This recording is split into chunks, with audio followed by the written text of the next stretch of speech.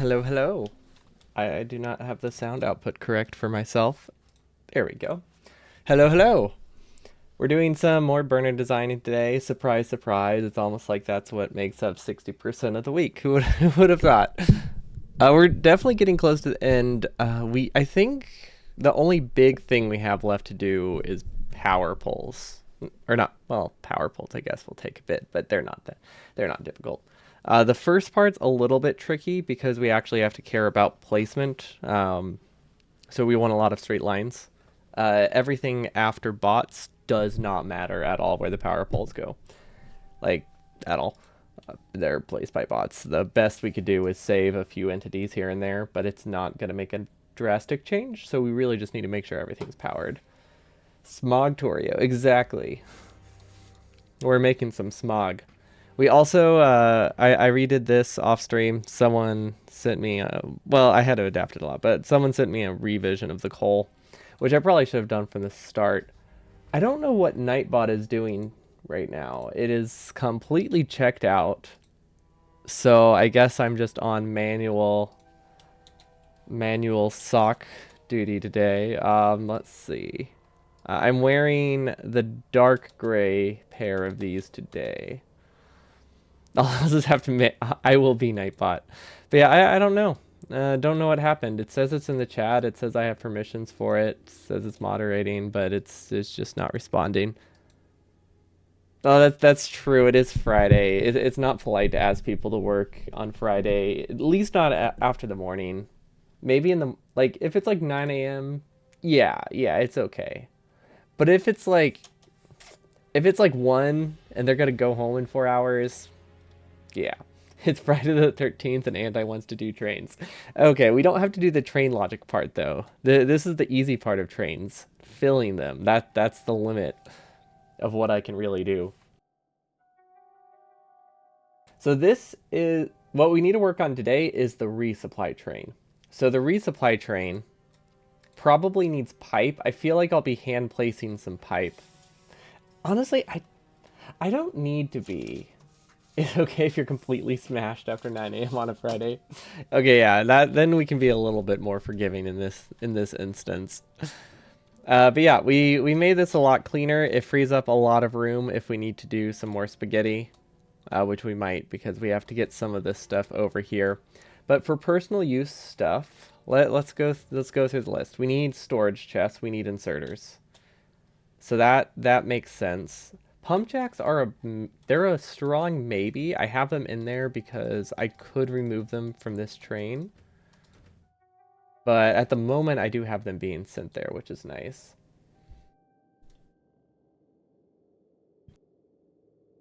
It's always 4 p.m. somewhere. Yeah, for us it's 5 p.m., but I'm glad that sentiment is still there. Or you could completely mess it up and do what I do sometimes and be like, well, it's 10 a.m. somewhere, which really just, I feel like that really drives the point home. Okay, so burner inserters, storage chests.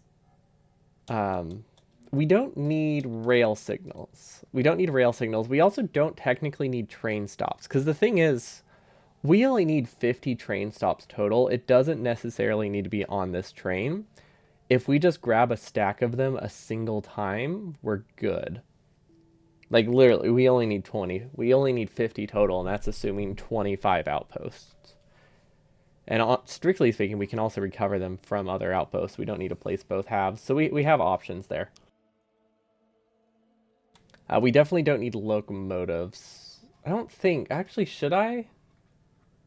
No, I probably shouldn't bring these. I don't think that would make it easier to go back home, right? I feel like that will just make it easier to actually have trains collide. Also, if we do that, we can just have one on us. Ooh, do we need combat supplies?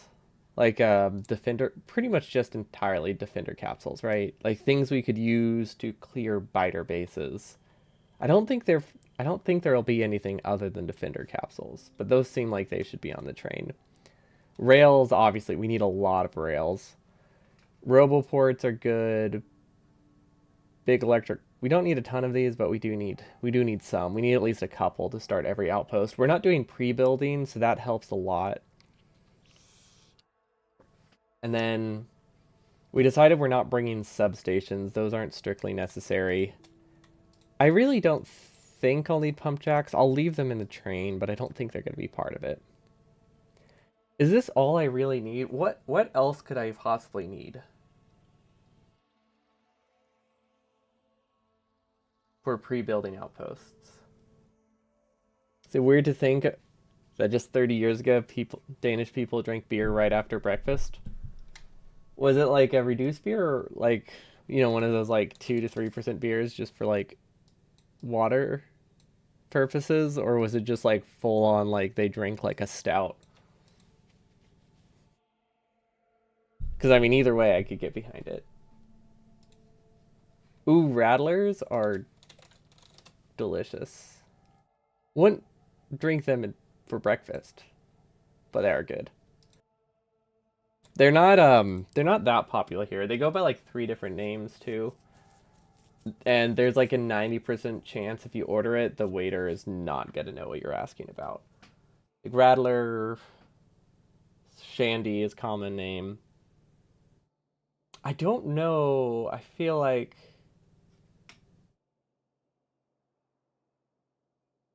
there's another name. I could have sworn there were like three. Maybe it's just the two. Alternative name for Rattler. Maybe it was just those two. Oh well. Either way, welcome, welcome. Hello, Guava. Thanks so much for the resub. Yeah, it's a lot more it's a lot more work than I thought it was. But it's not as bad. I was looking at my VODs. I was working on my VODs channel the other day. We've done less streams of this than we have space exploration, which gives me hope that this hasn't taken that long. It's less time than a space exploration playthrough, right? That's something. 4%, 4.6% less is called a Swedish beer, and they are not welcome in Denmark. Yeah, so like pretty much every beer here you would hate. You can get stronger beers. I feel like 4 to 5 is fairly common. Like what's Budweiser? It's pretty bad. Then again, people don't. Oh, it's 5. That's not as bad as I thought. I thought it was like 4.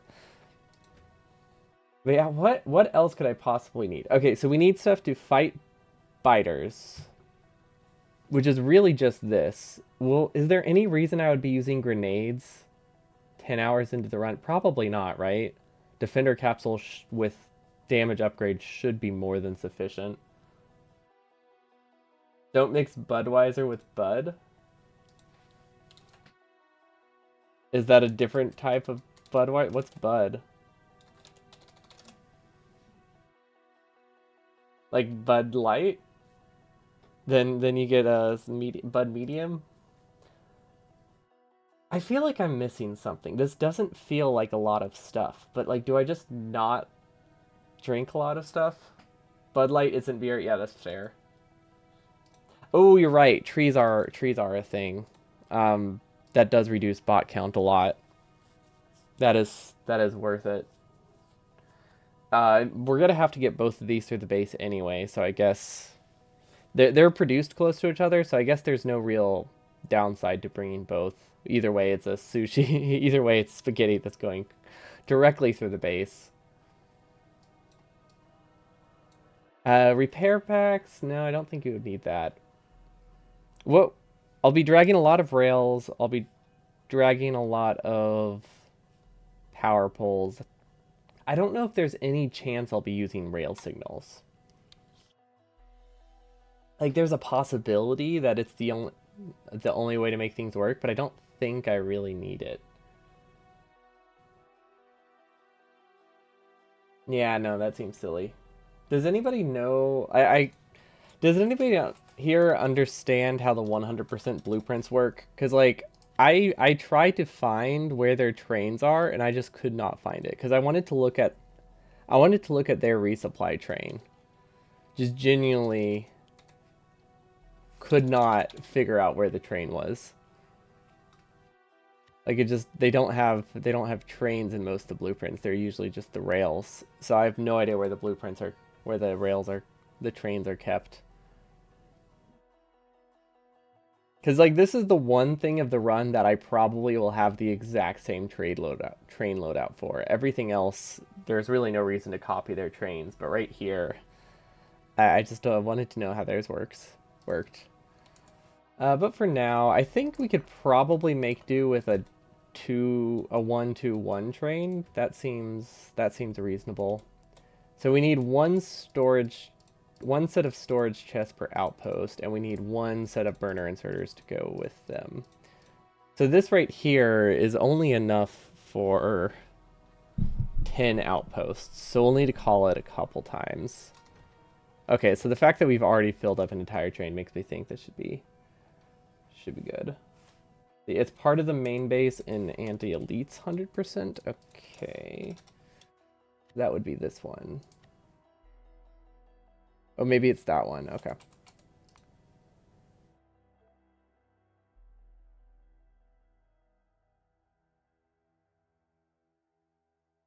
Let's go paste it in a blank canvas then, or, well, maybe not a blank canvas. I think we might have this one, we just haven't pasted the final stage yet, so let's try that. Because yeah, I just want a general idea of how large their train is. Because like obviously I have to bring so many inserters. It's actually kind of insane that I have to bring. I need 60 inserters and 60 storage chests for every single train, which is just way too much. Okay, 100% old electric. I think this is the one that I'm thinking of.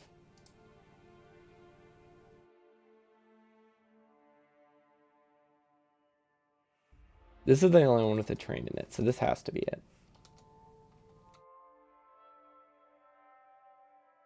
Let's see if this works. It might be... Hold on. I coughed and my voice got all, like, croaky.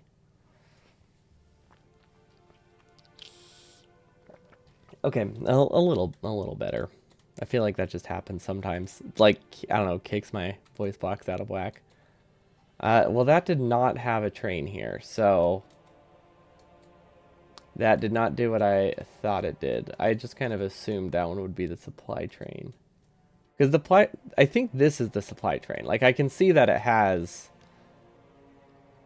defender capsules, so I know that. I can see it has these. That's pretty much the limit of what I can see, though. Everything else is kind of wonky. So where else could it be?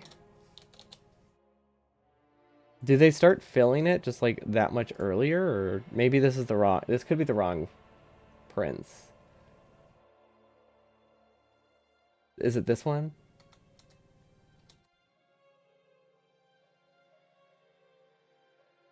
I cannot get this to line up.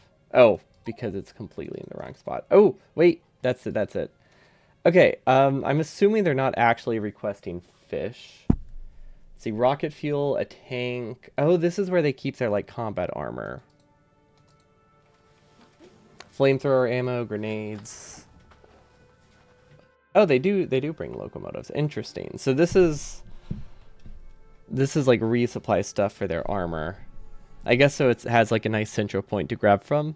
We don't do that. We could, but I don't think we really need to. Unless we plan on doing a lot of runs of this. But right now we just have stuff kind of near each other. And not a good way to get it out, actually.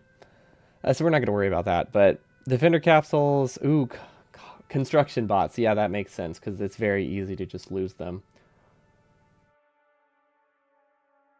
They start outposting before power armor is ready. The train brings it out then for them. Ah, that must be nice. That must be nice to have a base plan that's fast enough that you can start outposting before power armor. If we somehow manage to do that, we can just go back to the base and come back. It's not actually too bad. Oh, that is true about like Mark II roboports and stuff though. But yeah, I'm not too worried about that, I don't think. This is the main thing I wanted to see. Okay, radars. I forgot radars. Oh wow, look at them being able to make do with 2 stacks of filter inserters and 2 stacks of storage chests instead of the 1 stack we need for every single train. That seems nice. We don't actually need this many roboports because we're not going to plan to pre-build roboports at the bases. It saves like 30 seconds per outpost, which does not like it's that's not cumulative. It just basically saves 30 seconds from the run for the most part. So we don't really need to worry about that part. But yeah, radars are good. Train stops we could bring because we do have them being sent through the base. I think. I don't think it would be difficult. But we can also just make do with 1 stack. Wait, train stops stack to 10, don't they? So it's not 1 stack. It's 10 stacks or 5 stacks. Either way, that's still not a lot. But yeah, big electric poles. This. So the only thing we really forgot: radars and potentially train stops. Robots. Yeah, robots.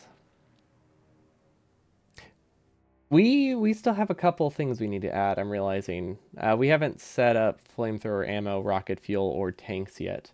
Which admittedly, it's not a huge deal. We could literally do those the day of because we'll have so much time to kill waiting for the outpost to finish. But obviously, there's really no reason to not do it ahead of time. It's just not a huge priority, especially since they'll probably be produced really close to the top. The tank, I'm not actually sure how we're gonna do, but this should be pretty easy. These we have automated somewhere in our base. These we need to do. This we need to do. This. Okay, so those things we're still missing. I wonder what the fast undergrounds are for. Oh wait, do they physically attach the outpost with their own undergrounds? I guess that makes sense. If you're running through it anyway, you might as well have your bots place as much as they can. Honestly, I wasn't even concerned about that. That's not what it's for? What are these for then? Oh, are they just backup? Gotcha.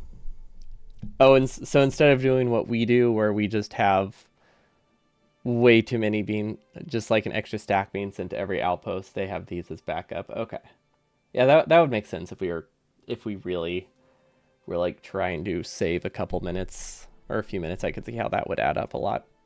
Okay, so it's mostly these. These are the things we forgot: robots, radars, and we're gonna save this to. What if biters felt like people, add names to biters, and sometimes print bits about their life to chat when they die? Oh no. That we don't need it's like the people who put like the cow's name on the Coke bottle. Wait, not the Coke bottle, the milk bottle.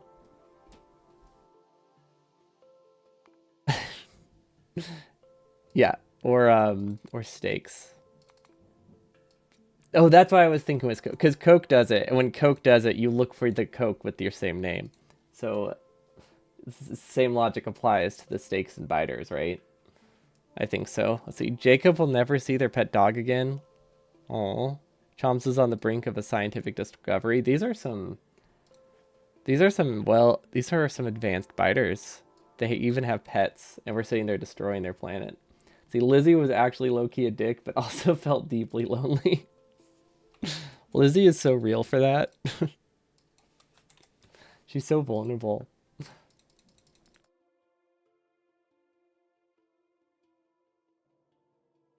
Okay, there we go. Radars. So before I forget, we needed radars. We needed robots. That's the word. And possibly train stops. I don't really think we need rocket fuel.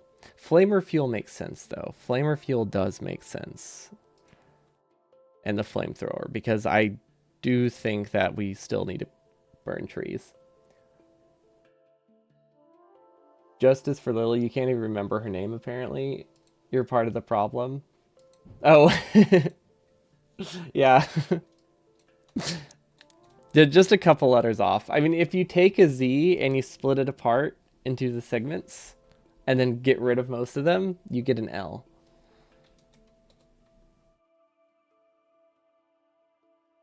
I need to set like 10k trees on fire. Yeah, and that's 10,000 flamer fuel. Everyone knows that, right? Somewhere around, somewhere in that ballpark at least.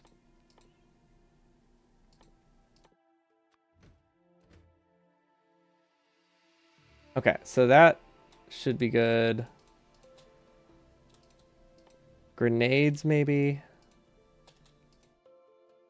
We'll do a flamethrower and we'll do flamethrower fuel. I'm seeing now why they have the fish. It wasn't necessarily to just like empty. I mean, it is to empty slot to keep slots occupied, but they also kind of use that to sort the sides together, which tracks. Where is flamethrower fuel? There it is. One is definitely enough. Okay, and then train stops, radars, pump jacks. Sure, that makes sense to me.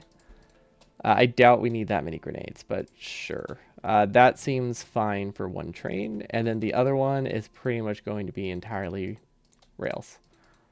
Like a lot of rails.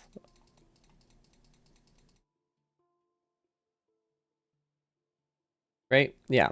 I feel like I'm missing something. I feel like I accidentally deleted something, but I think it's just because I put so many... Oh, robots. Which don't really make sense to be in a separate train, but whatever. Robots, because we will inevitably lose them. That's not... Their name's not Ron. It's Rob. There we go. Okay. Perfect. And then fish. Cool. I'm glad we have like no slots free. This is fantastic. Okay. So this should be pretty straightforward to do. This is a lot of storage chests. I'm realizing that our outpost is kind of built a little bit late. There's going to be like a 30-minute window where I don't really have a lot to do, so I'll be pre-building outposts while I wait for the trains to actually like build and fill. What are you going to fuel your vehicles with? Am I going to have vehicles? Like, why would I need vehicles? Just for the achievements, right?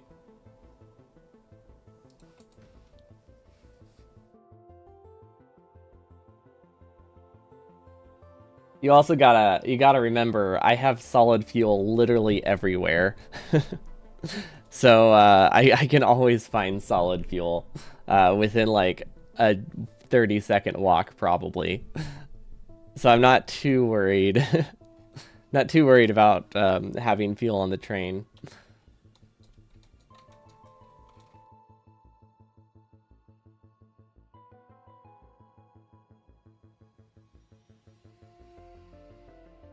Okay, so... Oh, hold on.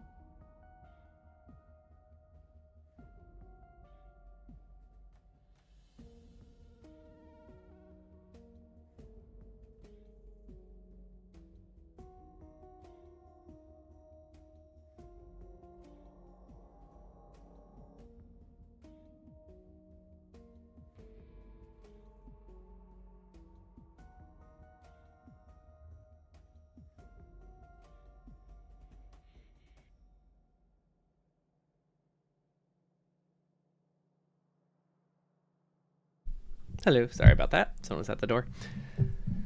Let's see.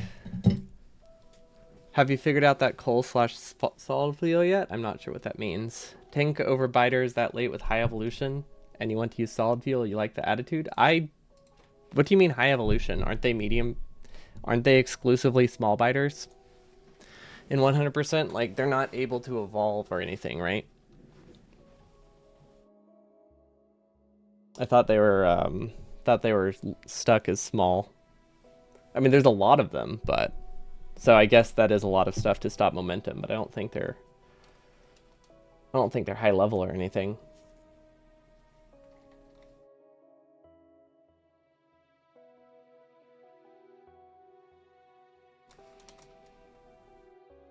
You think some fun meme runs could have created with blank and tweaking the values to require foundations as for reasonable production.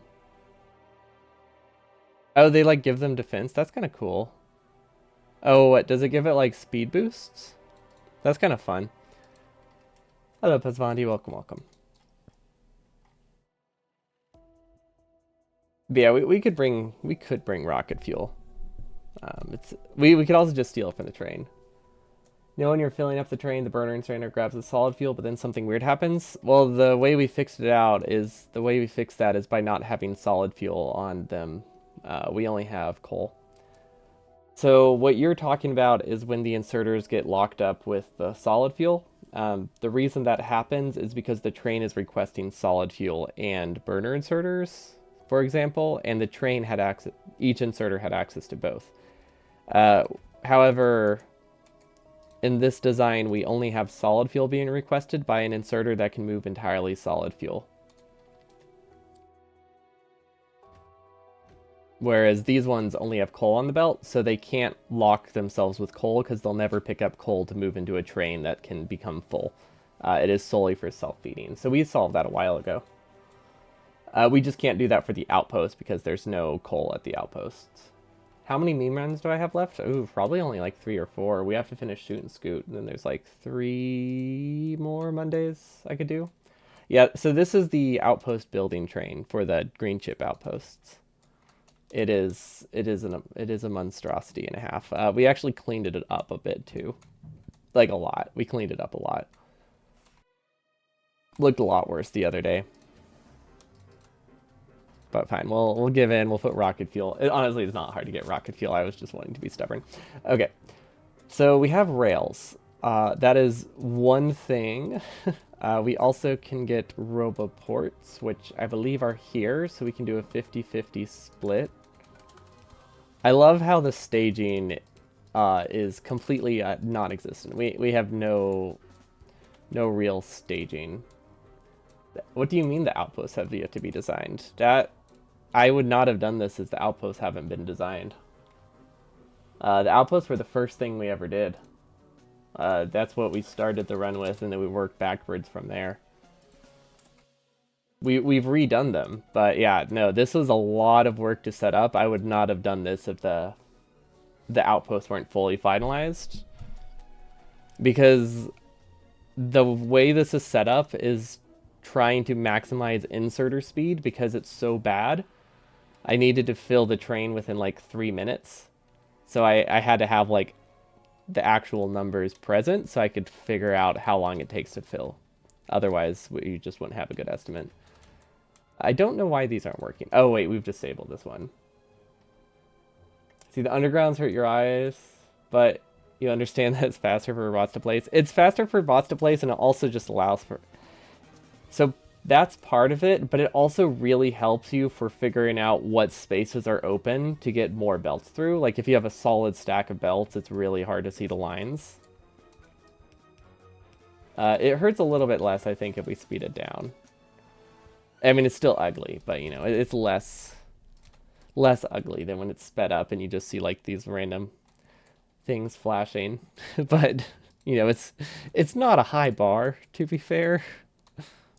Less ugly than the ugliest design you've ever seen is, not very... It's still pretty ugly. So we need to get a radar over here. The map view? Oh, with, like, all the dashes? It just looks like we can cut the build there. Okay, seriously though, where are radars? Let's look in the trains. Okay, they're in this train. They're on this belt, so now we work backwards from this belt. Okay, so these are radars.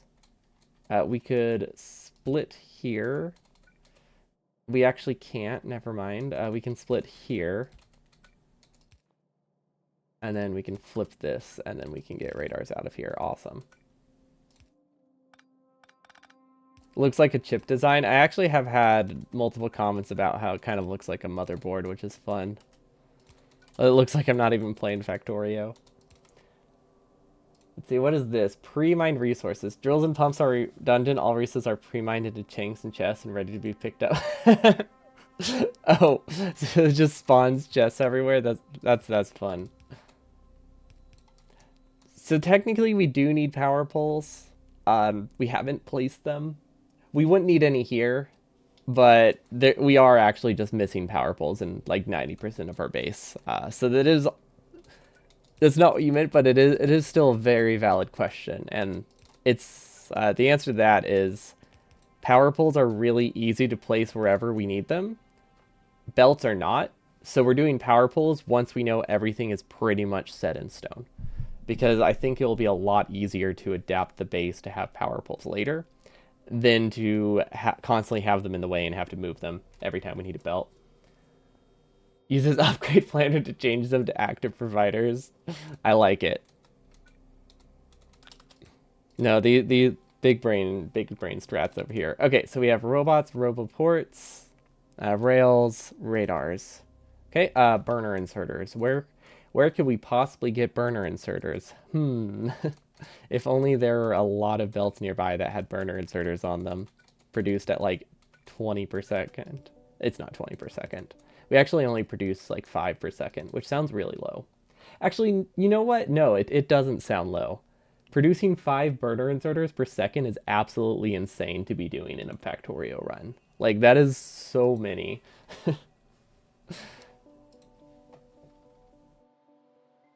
You don't know how it changes the optimal strategy, but maybe Anti will figure this out. Oh, for the meme run one? Well, it just makes it that you get to Logibots and then you just steal directly from the outpost without having to think about anything. Although that doesn't affect the first 90% of the run.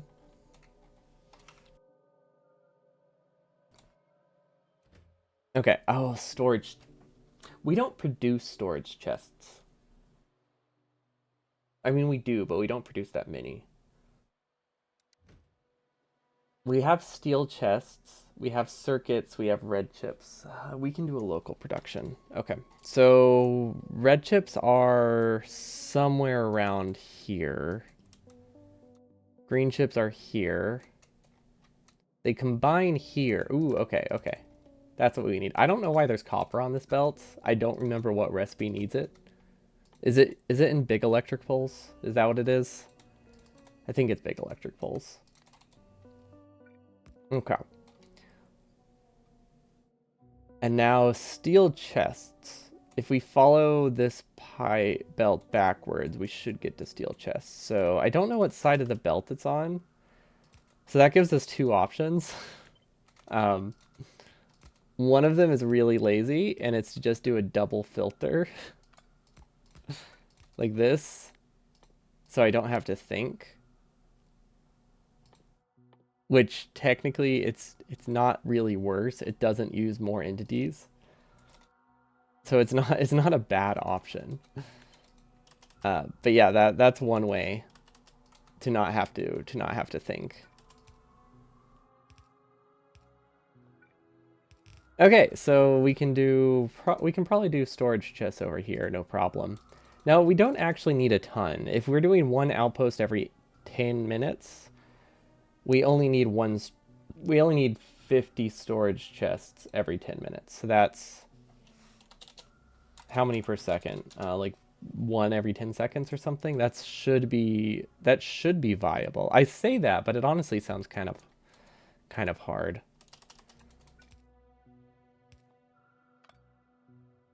Now let's move this. We'll split off of this. This seems easier. Well, I guess it depends what they cost. Oh, it's 1 advanced circuit. I thought it was 5. Oh, that's way cheaper. Okay, yeah, we'll be fine. Does this work? Not really. No, it doesn't work there. We need to go down. Then we need to go back up. Okay. This should be all right. We can do an input here, here, and here for fuel, and it looks like we can just steal from this. Now, I don't know if it's a different layer. Yeah, this one is a different layer because it's built a lot earlier, so we just have to put the splitter here, and then it's good. I can't wait to do staging and realize that everything is just awful. Which, I mean, admittedly, I am well aware that the staging of this, we're going to have a lot of idle time, I think, just due to staging. That's something that really just comes with practice. So it's not going to be, we're not going to have great staging for the first run. Like we just don't have enough knowledge about when we need various things to really be that educated about that. It looks like we have a 50-50 split, so we should be getting enough here. Can't wait to go through and deconstruct all of this stuff. That's gonna be fun. we're gonna have so many days that are just cleanup days. Oh, we forgot an output. Okay, it's not tricky to do, but we did forget it. Okay, cool. So that's storage just down. We have these. We have these. We don't have grenades. You assume staging is the rate you place your next blueprint with the next part of the base in it. So for staging, I just mean like splitting stuff from like 5,000 into what I have is like 5,000 plus entities on a single stage, and I want it to be like a couple thousand maybe. It's just to make it that part of your base actually runs without having it all be all built at once. It's very important for the speed runs. It's really not that important, I think, for the meme speed run that this is. I think the total time save isn't that significant. Now, it's really important in the beginning before I get them all, but after that, I can be pretty lazy. Like, it's not a huge deal if all of this builds at once and I just have no production before that. Like, obviously, I want some things to start producing early if they can, but it's not like we're aiming for a record or anything. I could just take a snack break. I like because I could legitimately just be like use large stages and then use that time to go take a bio break or eat a snack, something like that. So I'm not as worried about it as I would be if I was, trying to save time, which is why I think that the staging is going to be abysmal. It's going to be so suboptimal, but it will work, and that's what matters. You hate trains? Well, I understand, but what makes you say that? Usually, it's me saying that. To the chagrin of everyone else. That sounds like a word. Did I use it right? Did I say it right? Is it I know it's spelled with C. I think it's though, for some bizarre reason. Like chafe. That's not how people say chafe. Well, I guess it is. Chafe. No, it's not. I'm just chauffeur. There we go. That's pronounced that way. Distress or embarrassment at having failed or been humiliated. Yeah, that tracks. No, that's accurate. Trains hate you. Trains also hate me. That's why they never work, but I also don't show them love, so that's fair. Like, this is what I do with trains, right? I don't deserve them. Oh, it's like fifth death by train so far. That's fantastic. Okay. You know what? Why was I trying to justify not having rocket fuel on the chest? It is literally 2 tiles away. Like, best case scenario, I saved 2 belts. There's literally... I forget that is what fuels the train. Okay. Flamethrower ammo is actually going to be produced, like, right here, so that should be easy to get. I don't know what to do about grenades. Because here's the dilemma. Grenades are produced here. This is the closest grenades. And this is the closest combat robots. And we're here, which I don't love. I really don't love that. But I don't see a lot of great options. Well, we have steel. Is that literally all we need for flamethrower ammo? It's been a while. I know it's steel, but what else is it? It's crude oil? Wow, that's so easy to do. I mean, it's a little bit far. Crude oil is a little bit farther away than I would like, but it's not like it's not hard to get. Oh yeah, I thought we did the oil connections. Did we not do that yet? I mean, that's not a tricky task. I just am surprised. I thought we did it. Okay, well, either way. Let's just do that real quick before I forget about it because it's a very menial task. I didn't realize it was so straightforward. We'll move that there and we'll add this. That is like the one spot it can't go. Literally anywhere else would have worked except that one dial. I love it. Okay, then we can go around here. That should be fine. I think. Let's go up one more.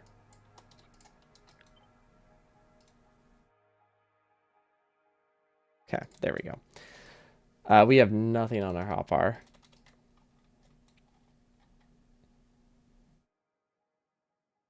And then here. We could actually cut through there if we really wanted to. I don't want to. There, it literally doesn't save us anything to try to cut through there. It just makes it messier for no reason. Okay. I feel like we skipped a corner. There we go. And then we skipped the other corner. Can this go up a tile? Yes, it can. Oh yeah, we also still need to place roboports, but that's obvious. That doesn't need to go on the task list.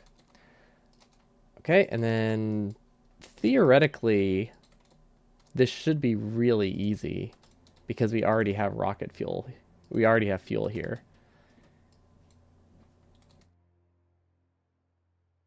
Um, I can't. I might be able to go straight through actually. I might just be able to do this. Yeah, I think the belt's short enough that that actually works. Okay, there's flamethrower ammo. What does the flamethrower itself cost? Steel and gears. So we have access to that.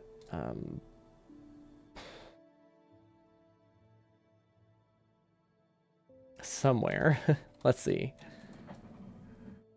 Unfortunately, we have access to it down here, so it is a little bit harder to get out of here than I thought it would be. Because this is where steel is. Gears are everywhere, but steel isn't. So we can either take from this and move it down, or we can take from this and move it up. I think either way, it's a few entities. So let's do the cheaper one. Gears are definitely cheaper than backed up steel because we're producing like 30 years per second here. We're producing like 4 steel per second. That's not, no, like 10 steel per second. Honestly, I think I might just produce it next to the other, just next to the flamethrower ammo itself. It doesn't really need to be, it makes sense. Now, if we do it this way, we do have to split off the fuel, but I guess that's okay. Actually, wait, no we don't. We could do this. Mm, okay, we can't do that. We can do this. We can't grab from a red belt. Not safely, but this works. Okay, and then this will produce the flamethrower for me. Okay. That's all right. I'm pretty sure we have this solid fuel, right? Yeah, it's slightly deprioed, but honestly, that's fine. Okay, so we did the flamethrowers, we did the ammo. Those both go into this one. So let's put them... Can I put them on the same... Ooh. Ooh, wait, this brings up another question. How do I want to do this? Do I want a buffer chest? No. Why would I have a buffer chest for flamethrowers? That's nonsense. Should I just have this like keep producing or should I have logic to disable it? I feel like I should have logic to disable it. Right? Especially since it's so easy. We literally just have to do... Do we even have to connect both sides? I don't think so. I think we can just do read hand contents, pulse, enable, disable, flamethrower. Greater than 0, right? Wait, that's enabled condition. Flamethrower less than 1. Let's do less than 5. Let's get some backup flamethrowers, but I don't want a whole belt worth of flamethrowers. And then if I just give this a flamethrower, it should work.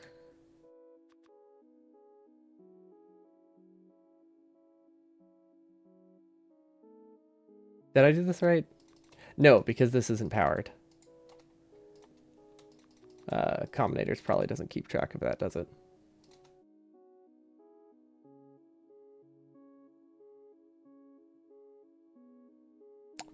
What did I do wrong?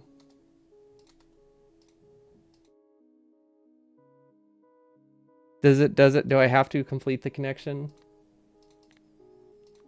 Can I just do some like arbitrary thing like that to keep track of the counter? I thought you could literally just connect it.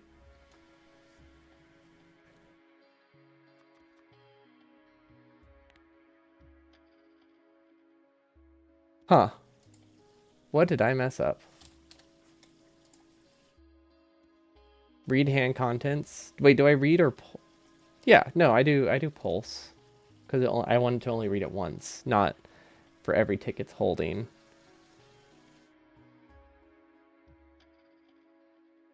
Did I make, let's see, steel chests greater than, I don't know,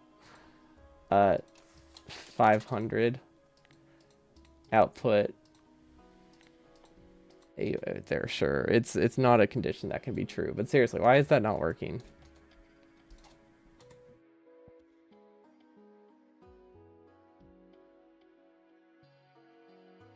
Is it not connected? Am I just blind?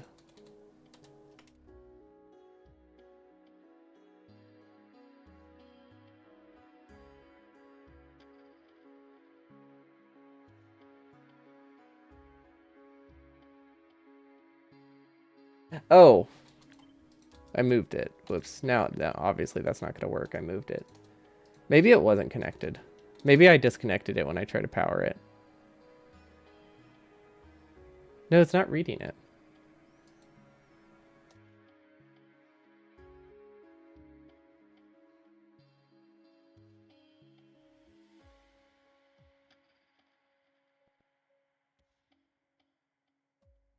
I don't know what I did wrong.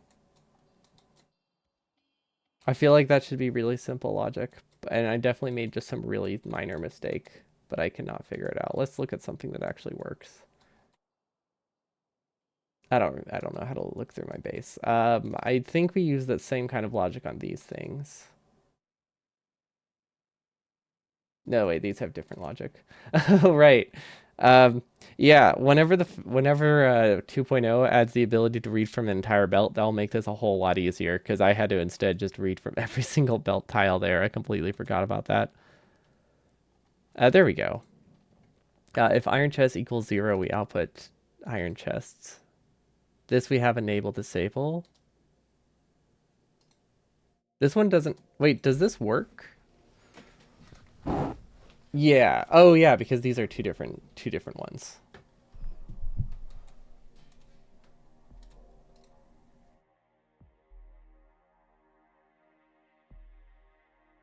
Yeah, I really don't know what I did wrong then.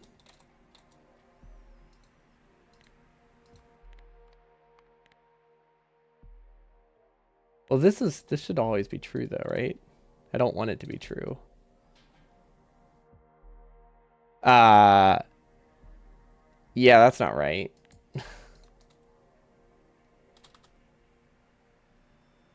Do I have to output the actual signal I'm getting? I'm just trying to be lazy, but maybe I shouldn't be. Maybe I should actually just output what am I doing? Flamethrower ammo? Flamethrowers?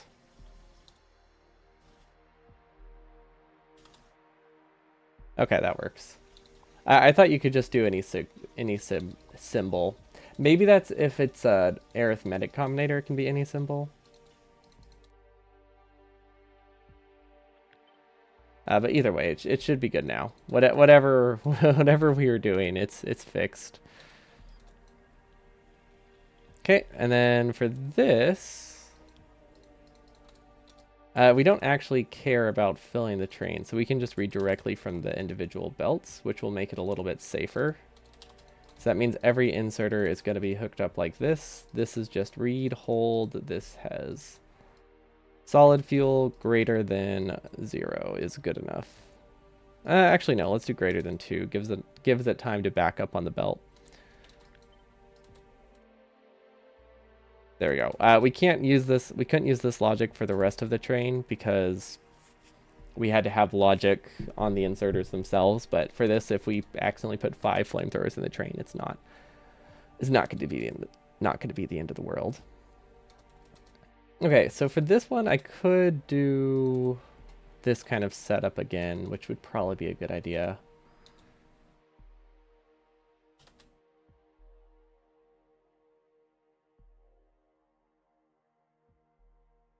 So where do we get solid fuel? We get it from here. Let's split off of it, send it down, send it across. Make it an underground, even though it hurts people's eyes. But it's optimal. That's what matters. And then this, I can sideload and split them, I guess. That saves a little bit of belt.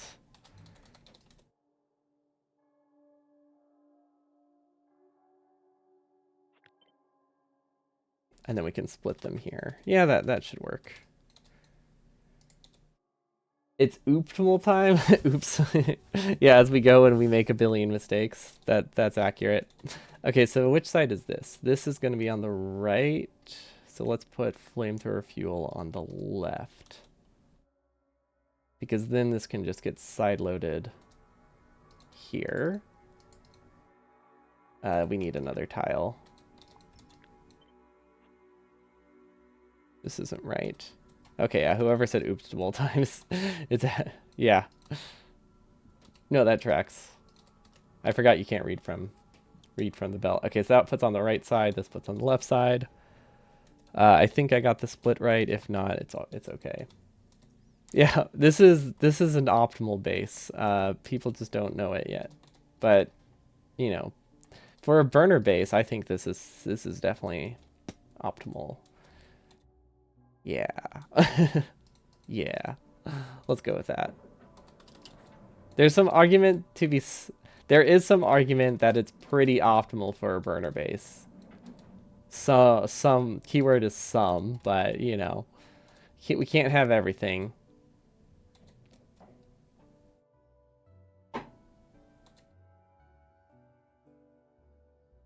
What side does this load onto? Okay, so this needs to be split off to something that's side loaded with fuel. Where do we have fuel anyway? Here? Yeah, sure. Let's take this. You can argue anything that doesn't make it true. I think there's a very good chance that is true. Like, unironically, I think that this is probably one of the more optimal burner bases. I would be very surprised if it wasn't.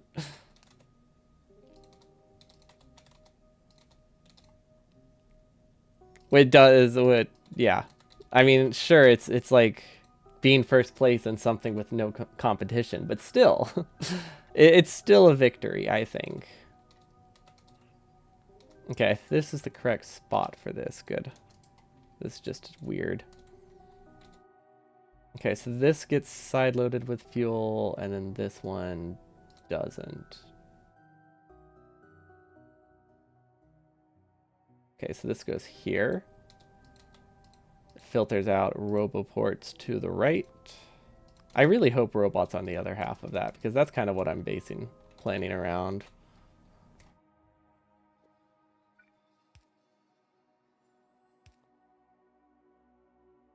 Exactly. Although I feel like, I don't know, that is downplaying the amount of effort put into this very significantly. But yeah, kind of, to some degree.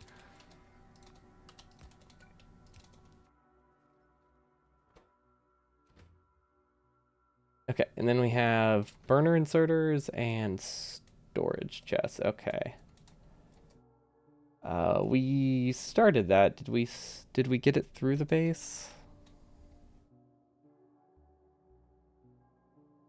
Yes, here it is. Okay.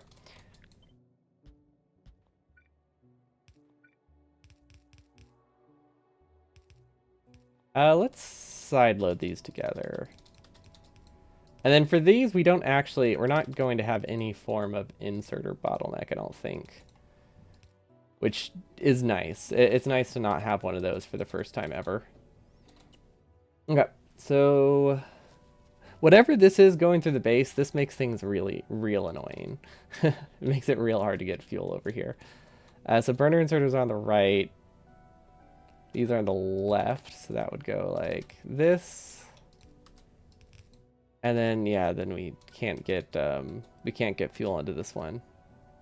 Actually, can we? That works, right? That puts on the right side? Yeah. Okay. No, that works. Burner inserter is left. Cool. So that should give me burner inserters and storage chests. We have flamethrowers, we have flamethrower ammo. So 1, 2, 3, 4, 5, 6. I believe we got radars already, right? Actually, did we do radars? No, we haven't done radars yet. They're here though. It shouldn't be that difficult. I say that. I was got to be wrong someday, but it's not wrong yet. It might be wrong yet. It might be wrong. I guess the easiest way to do this would be same pattern, because it actually worked really well. Okay. And then just in case we put something on this belt, we could do something here. Actually, do I have enough inserters? Yeah, oh yeah, I have plenty of inserters on the other side. We're good. Okay. So yeah, optionally we have these two things. We're just gonna leave them empty for now. So what we really need are grenades and defender capsules. Having records no one is competing for is always a bit fishy. Yeah, I remember I used to think the Guinness World Record books, like I used to love those things. And now that I look back, like they're kind of gross. Like someone just had a record for being like completely unhygienic for the longest period of time. Why did I think that was cool? Why were there records for that? Why were there books? Why is it nice to be the person who hasn't showered in the longest time? I don't know. It ain't for me nowadays. Also, where are rails? Rails are here, right? Realistically, I could put rails in 2 different spots. I think that would actually be good. Yeah, that should be fine. Just because rails, I think we actually might use one in high quantity. Now, I'm not entirely sure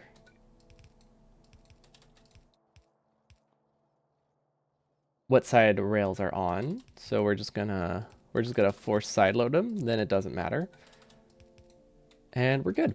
Okay, so we have 2 rail inserters. Again, I don't think inserter speed matters because this still fills up in like 10 minutes. Don't forget having the long and sails on the rail. Oh, that was another one. Those pictures. No, thank you.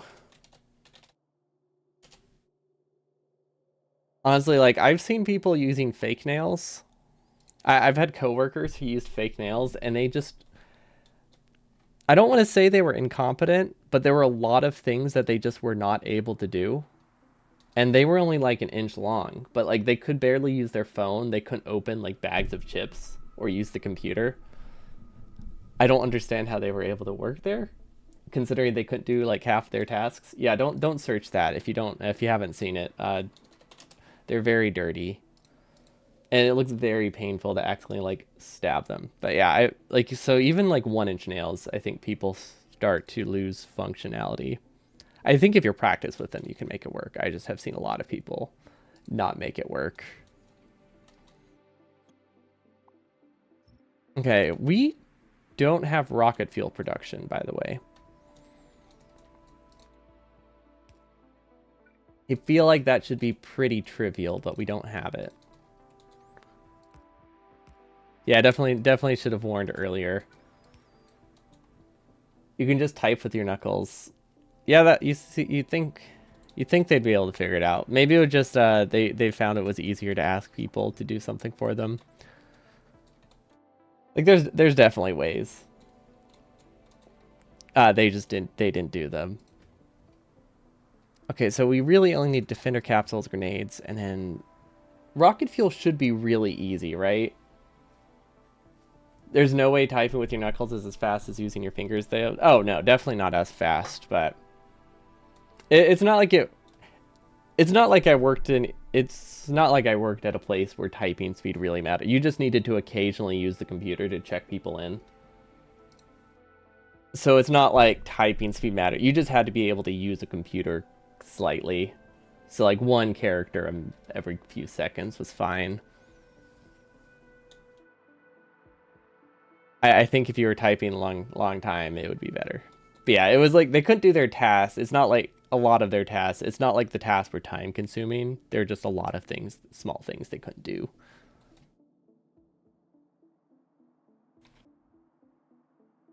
Or struggled with. Or just struggled with in general. I think if we get I think if we just get solid fuel over here, we'll be good. Now, we don't need a ton of rocket fuel, but I'm probably going to put a few assemblers. And I think we're going to belt stub this. We have tons of fuel here. Let's use this stuff. Yeah. Never mind. Now we don't have to worry about belt stubbing. The reason I was going to belt stub is because I wanted to make sure they didn't die, but we're good now. Now this is probably too much rocket fuel. That's not where you make rocket fuel. I always mess that up. You'd think I would figure it out by now, but I haven't. Okay, we need an input, input, input, input, output, output, and output. And then I think I'm just going to do this. Or we can do a red belt because of belt weaving, because belt weaving is fun. Maybe not the best reasoning, but this is such a small part of our base. We can just go with a fun option for once. Maybe we could even do sushi. No, we shouldn't do sushi. I was gonna say we could do sushi as a fun option, but I think it's a very very painful option with almost no benefit. Let's not do that one.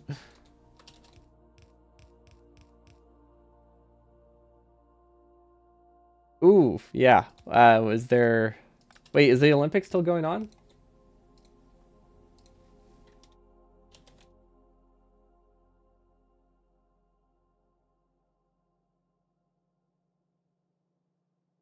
Or the Paralympics at least? Are there some cool sports? I've seen a lot of like archery attachments that are really cool. For like shooting with like activating the release mechanism with like your mouth and stuff. Or like holding it with legs. I am very impressed. I realize I watch a lot of archery videos for some reason, despite having never really shot an arrow. But YouTube has been pushing a lot of them. A lot of archery videos for me. It's probably because I keep clicking on them because I think it's cool. Maybe I should try it. You think they finished last week? Okay. I watched I actually watched a movie about, well, it's not about the Olympics, but you know, I watched a movie last week that was called Under Paris, and I was very surprised when it was not in English and it was in fact a movie in French, which sounds really dumb. Like once I started watching the movie and was surprised, I was like, "Wait, why am I surprised by this?" But it's because a lot of B movies like that tend to be in English no matter where they are. They just like they tend to somehow find a way to make it Americans traveling into that country. It's just how shark movies tend to be. So I was very, very surprised. But it did take place in during the Paris Olympics.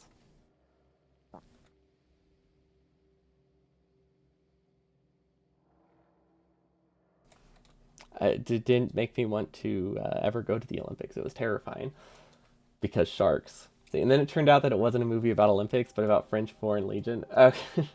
Well, this one wasn't about the Olympics. It just happened to be during. I think they just saw an opportunity to make it happen during the Olympics. It didn't have a huge impact on the plot, but that would have been much different. That definitely would have been different. Or if it was just secretly about the French Revolution and the catacombs. Wait, was that true? That does sound very impressive.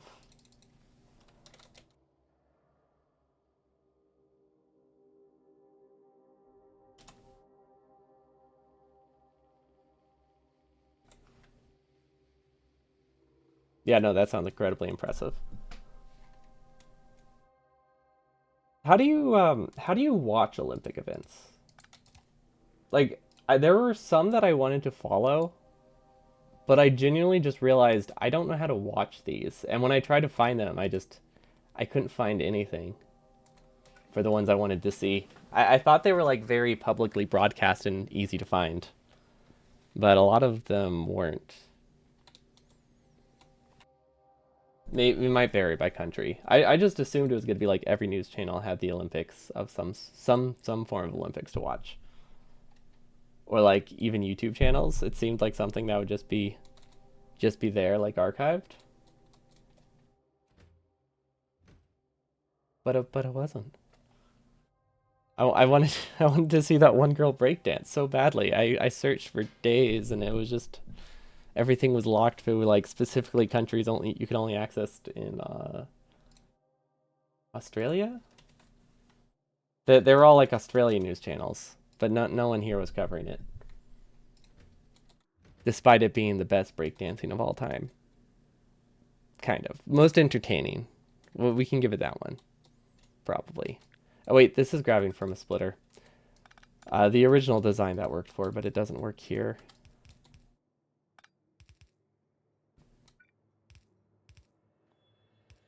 Okay.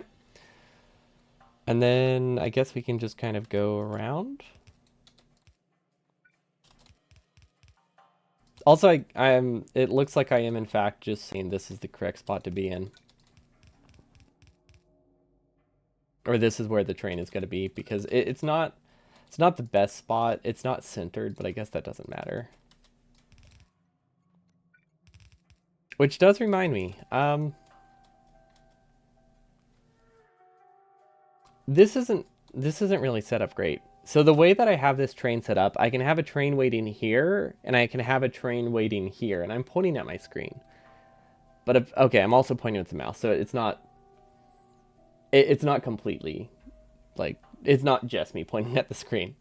So the way that this is set up, when this fills, it's going to wait here until I place an outpost that it can send to, and then it can wait there. I think I need to actually put a train stop here, right? And then add this one with a wait condition of like nothing, really. Time passed 0. So that way it can wait. Yeah, that way it can wait here. So outpost waiting. So that way when it's full, it can go forward and then the other one can start filling. Yeah. Yeah, because the way that I had it before, I couldn't actually have 2 full trains ready to go. Some of it was on TV, but it did seem harder to find. Okay. Well, I'm glad it wasn't just my... If it is harder to find, that means it's not completely on me and my inability to find things. I mean, they had some... I guess a lot of it, I've only really seen... I only really saw clips used by, like, news channels. But I really thought it would just be on, like, any sports channel, considering how big it was. Maybe now that it's done, it'll be easier to find clips now that they're less like premium. Like maybe I can just go watch like archive stuff. Because obviously, I think once the popularity dies down, they tend to be less strict about protecting copyrighted content, if it even is copyrighted. But protecting pirated content. Would it be pirated if the Olympics was just posted somewhere? I guess so. Posting stuff elsewhere. There we go. Let's just go with that. Whatever generic word that means. Because yeah, I would still like to see the breakdancing and some shooting events, like the archery events. One day. Let's see. Rocket fuel is good. Okay, so this should be fine. I kind of actually want to connect the two sides,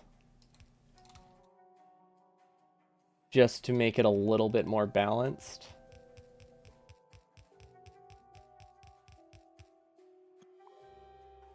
I don't know if balance is the right word.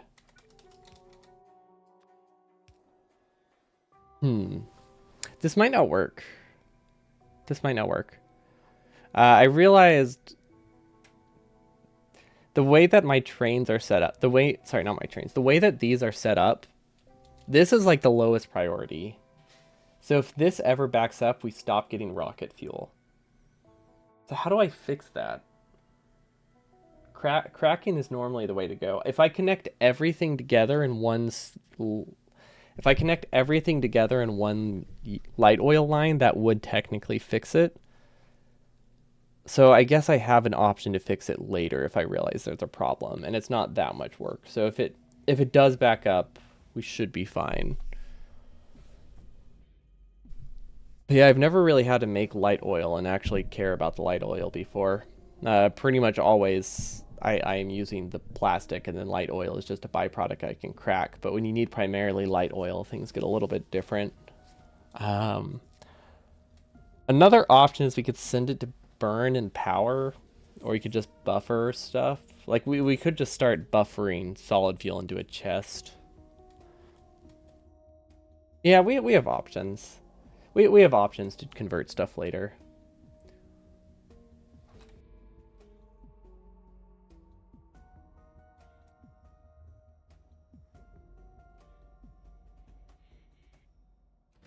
Okay, which one's badminton? That's the one with the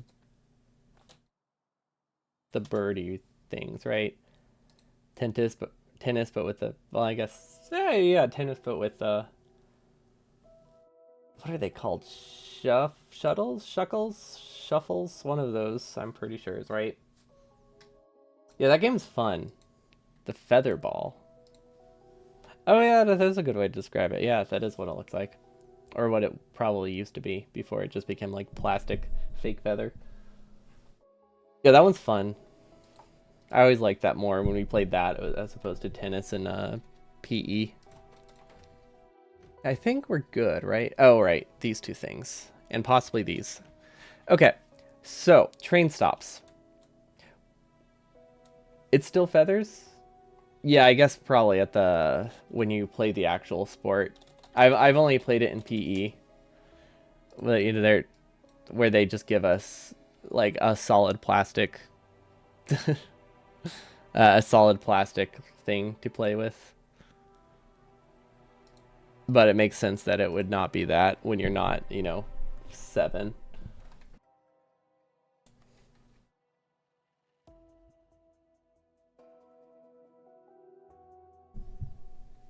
Next, you're gonna tell me. Actually, I don't know what. I was gonna say next, you're gonna tell me soccer balls are still made out of leather, but that might not actually be true. The plastic balls are cheaper and more durable, but way, way worse. Oh yeah, no, I could imagine. They did not fly very well. They were pretty durable. Like, you couldn't really like bend the feathers and make it fly the wrong way, which is like one of the issues with actual feathers.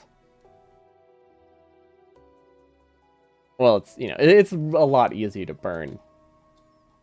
It's a lot easier to bend a feather than it is plastic, I mean. Where are we producing stuff? Okay. So the fact that we can't use Logibots makes this awful. I don't think we're putting stuff on a train. I don't think we're putting power armor stuff on a train. It's way too very much in the center of my base for me to get to. So yeah, let's not worry about it. Instead, we have this, which is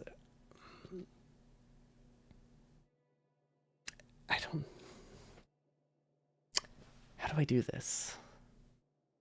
Okay, well, this part's easy. And then we have to get this over here. Oh my gosh, we are so far. Right, okay. Yeah, I guess that's all right. Okay. I mean, we could do it. It's just, this is so far. Okay, well, it's spaghetti time. Let's go. No point putting it off, right? It needs to be done. Like, these are actually a very important thing to get through the base. Now, we also do have storage chests here. I could theoretically take these and not have to use as much steel later on. Or I could put grenades on this belt. Those are kind of my two options. Which grenades are produced up here. So we need to somehow get this belt over there. Or you can just go straight up. Actually, that's probably the better option. Just go straight up and then we'll connect them later. Because I think the amount of belt we'll spend getting to the left and up is more belt than if we just go straight up. So if we go around. Now this almost works. So we're going to have to use a red belt here, unfortunately. But not a huge deal. Red belt's fairly cheap by this point in the run. And then with a lot of red belt, we can cut through here.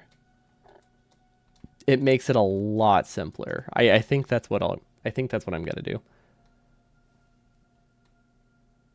Because I don't really see a vision where we don't just cut through the entire base. I think we have a bit too much of our base built already. And a bit too of a lack of foresight for some of these things. This needs to go one tile over. That's fine. So is this going to be alternating red and... Well, okay. I think technically that's cheaper, right?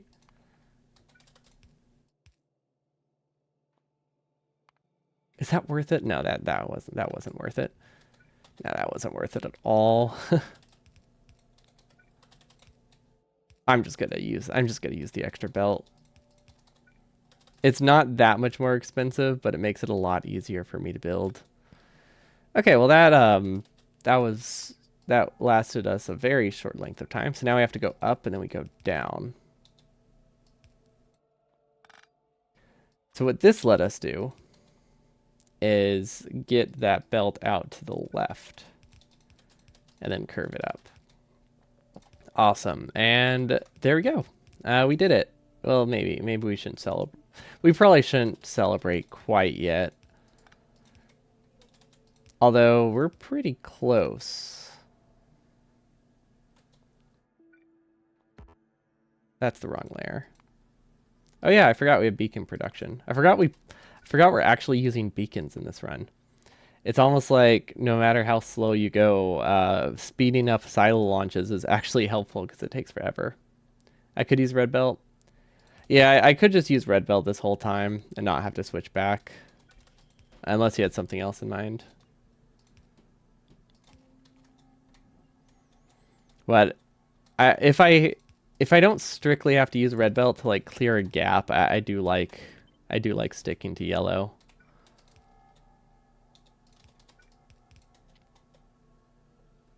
Talking about the length of the undergrounds. Was there any spot where red belt would have helped? Oh, right there. Right? Okay, yeah, you're right. Red belt would have cleared that gap. Might have cleared this one. Okay. Yeah, that made those a little cleaner. Cool.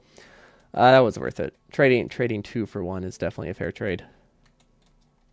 Then this goes down, this goes up, this goes over. Wait, why does this look like I've already connected it? Because I'm looking at the wrong belt. I was like, that doesn't make sense. Okay, now for the fun part. Now that we're running out of space. Okay. You know what? Let's go meet up. Let's go meet up with the military science. I didn't think it would be a good option, but now that I'm seeing the path that I have to take, we might as well. I think we need to get grenades and uh, whatever these are called, combat robots up at the same time. Gosh, it's gonna be. It sure is gonna be a blast getting a tank build, isn't it? I honestly, I think there's a good chance we just handcraft a tank and just use that. I don't know if we really need to ship it. Oh, I passed military science. It's a little bit up. Okay.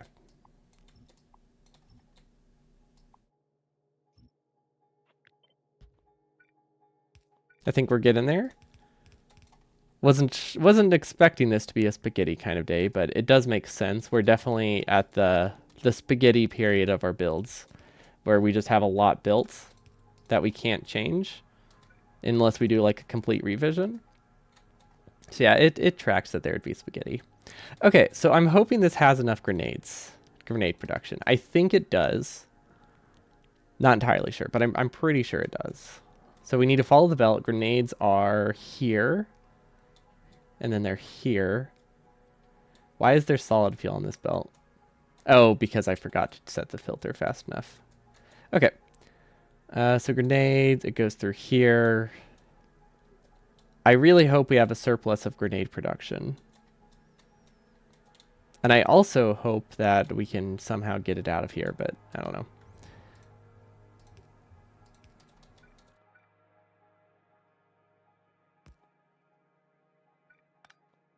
What if we do this? We go up and then we go back up.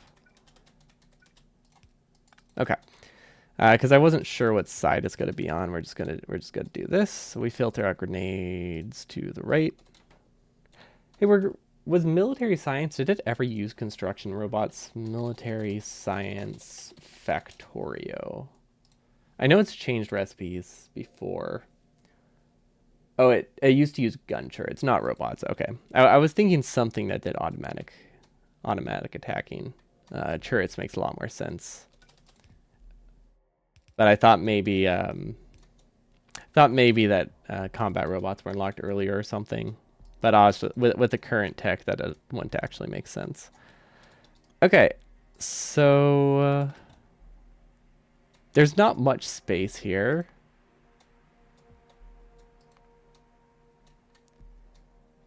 I think this is the line we'll have to go for.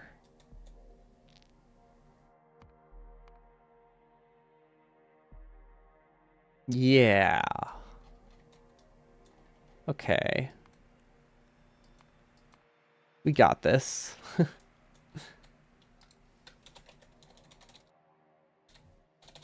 you go. I imagine I won't be able to check it out until after the stream, but I'm definitely gonna open it so I can look at it later.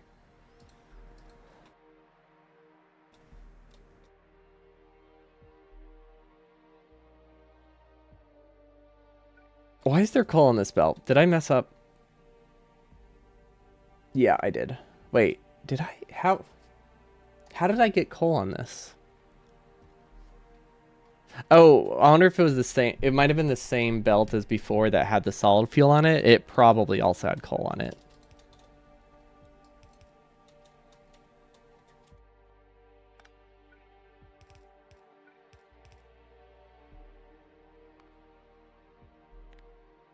Okay. Let's switch layers. We were working on an earlier stage just because it made a lot more sense at the time. It doesn't matter so much anymore, but I wanted to reduce the latency because the combat bots are actually kind of important. We need them fairly early. I don't know if our earliest outposts are going to need them because I'm pretty sure the starting area is pretty massive. So I don't think it's like an immediate need for combat robots. And we do still have access to, you know, the normal things, grenades, bullets, you know, usual stuff any engineer needs. Okay. So this should have the two things I need. I don't know which side is which, so that's kind of annoying. But yeah, if we just get this up to our base, we should be good. Now I can switch to yellow belt. But yeah, I wanted to reduce the latency a little bit because right now it's already at like a 5-10 minute latency. Now it shouldn't be nearly as bad because we start sending the stuff through about 5, probably like half an hour before, which maybe I traded one problem for a different one, but oh well.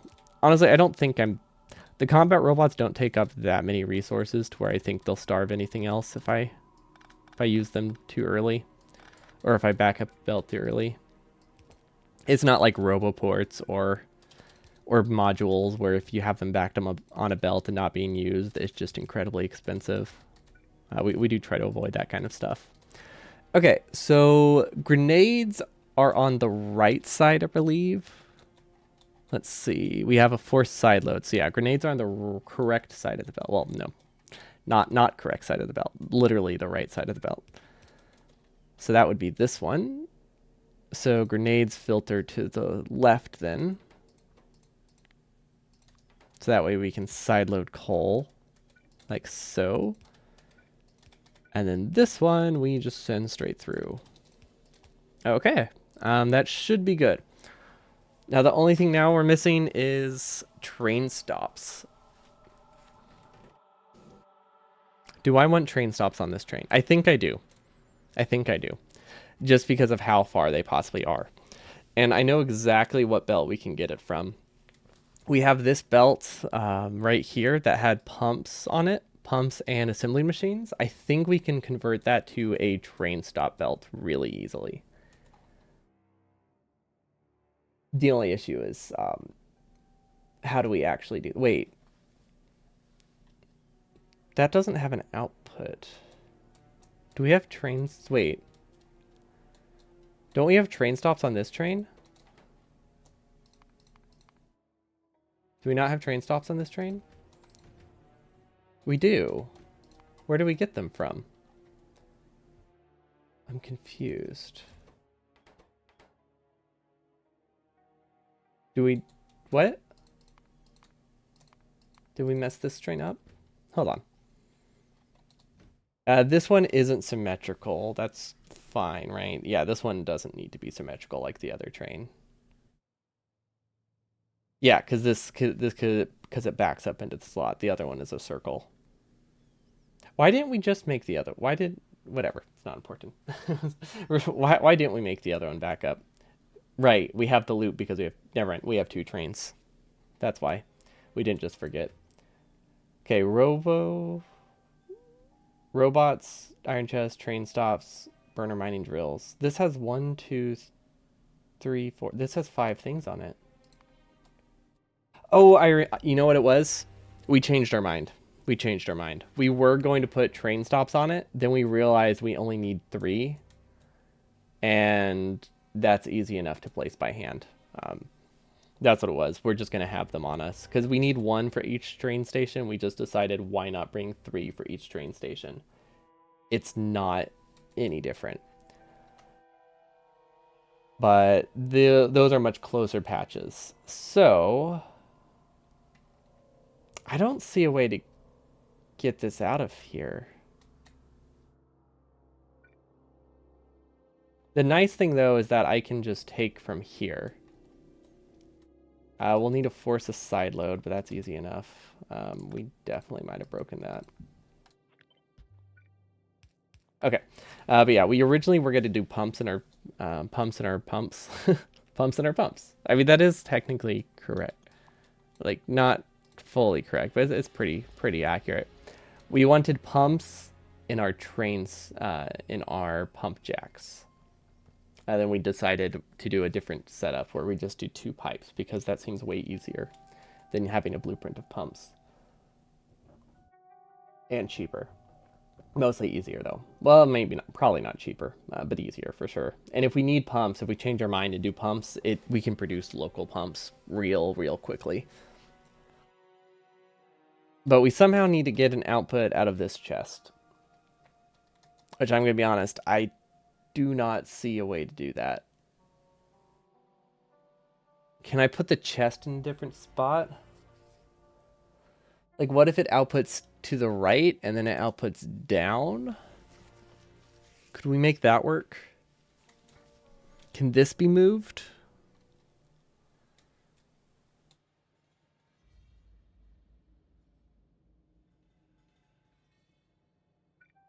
Let's place this, see what happens. If we have a red belt, I think we can move this.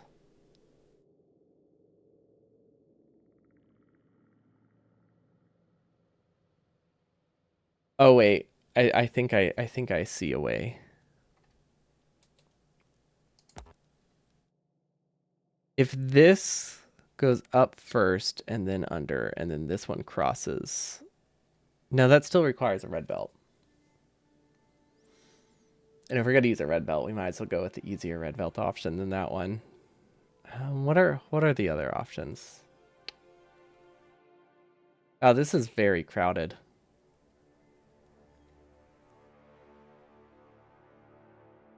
Can I fuel from the other side? I don't think I can because we have this thing.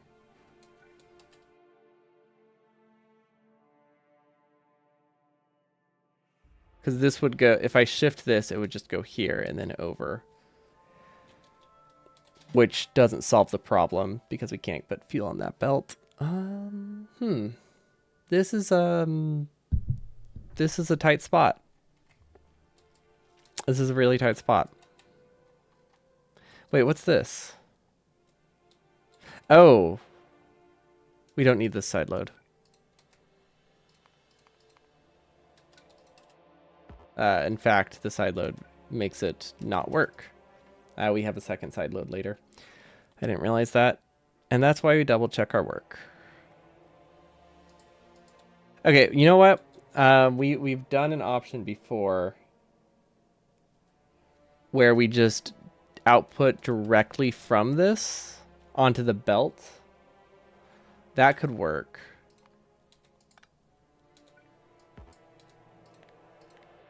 So like, if we output here,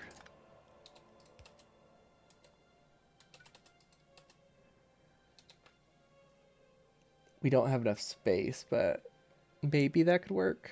If this goes down one tile, I think it can work.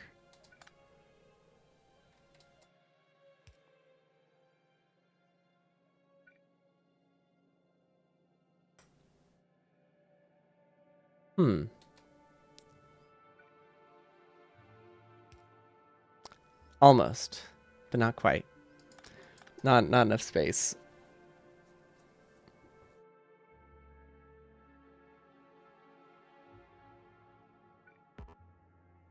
Wait, I think I see it. I think I see a line that works. So we move this up.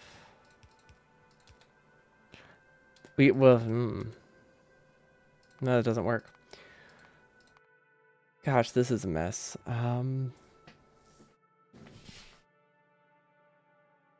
Okay, hear me out. What if we don't output directly into a chest? I think that is our easiest option, right? We output onto a belt. That goes into a chest.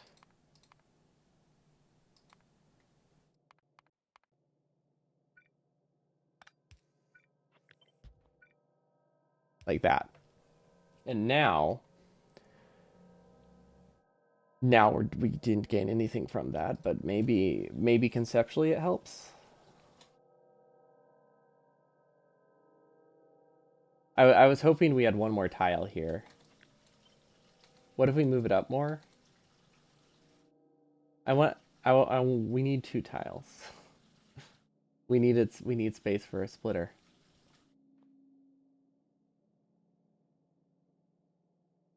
Yeah, we really were not planning to ever take train stops out of this, apparently, which makes sense. I forget trains exist all the time. Forget how many we need.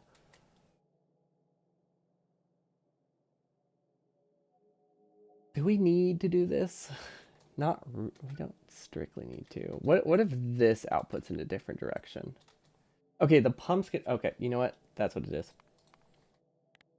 We take the pumps, we output the pumps to the right, not there, here. Okay. Splitter. Underground. Input. Realizing I did not leave. I didn't see how much this was capped to. 2, okay.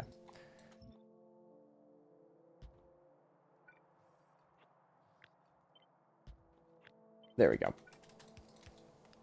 Unfortunately, that side load would ruin things. Otherwise, we can save another tile. But, oh well, not the end of the world. And now... Okay, this works. This works. That was a mess. But it works. Now this one we actually want to keep like 5 stacks in. Okay. That was awful. We don't actually need this one to be that early though. This one we actually want to do pretty late. 4.2, 4.2. Same for these. Okay. There we go. Now, this is probably on the wrong side of the bell, right? Oh, actually, no, it's not. No, it's not. Cool. That's a mess. Yeah, that's a mess, but it works. Cool. Sure. That's why, and this is why burner inserters are awful. I'm a wizard, thank you. My skills include burners, and that's it. I can do stuff with burners. That's my that's the limit to my knowledge of Factorio, really.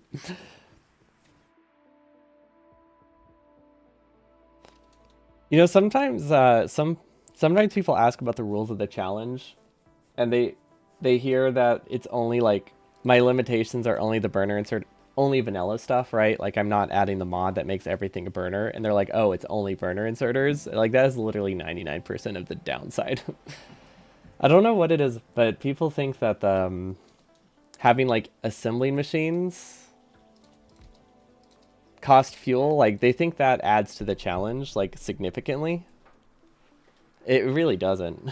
Like this is like 99% of it, or 95% of it. Then it's 4% like burner drills, and then the rest is just fuel magic. You know, I realized the other day I'm still top 3. Does Raslington just not finish runs still? Like I was very surprised to learn that I'm still top 3. Because I thought that was going to be broken like a year ago almost. Maybe not a year. No, not a full year, but pretty close. Like 9 months or so.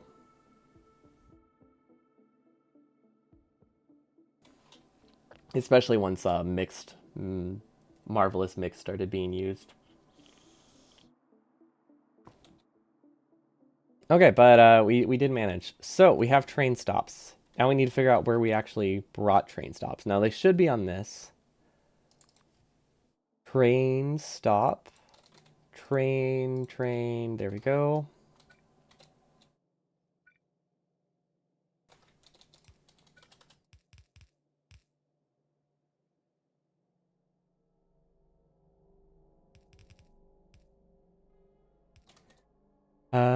Train stops we have in this train. Should I just put them in this train? I should just put them in that train.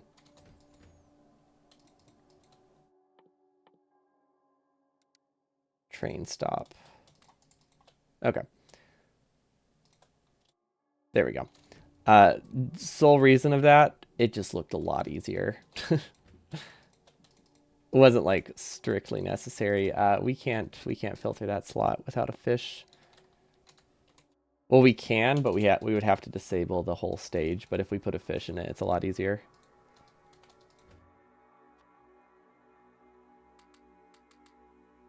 There we go. Well, I say that, but I don't know my controls. There we go. Wait, what? What? Why? Okay, so the button that I have to set filters is actually really weird, and this doesn't work how I wanted it to. There we go. That took so long. Fredward seems to be the only active runner at the moment. Nice. Glad he's still working on it.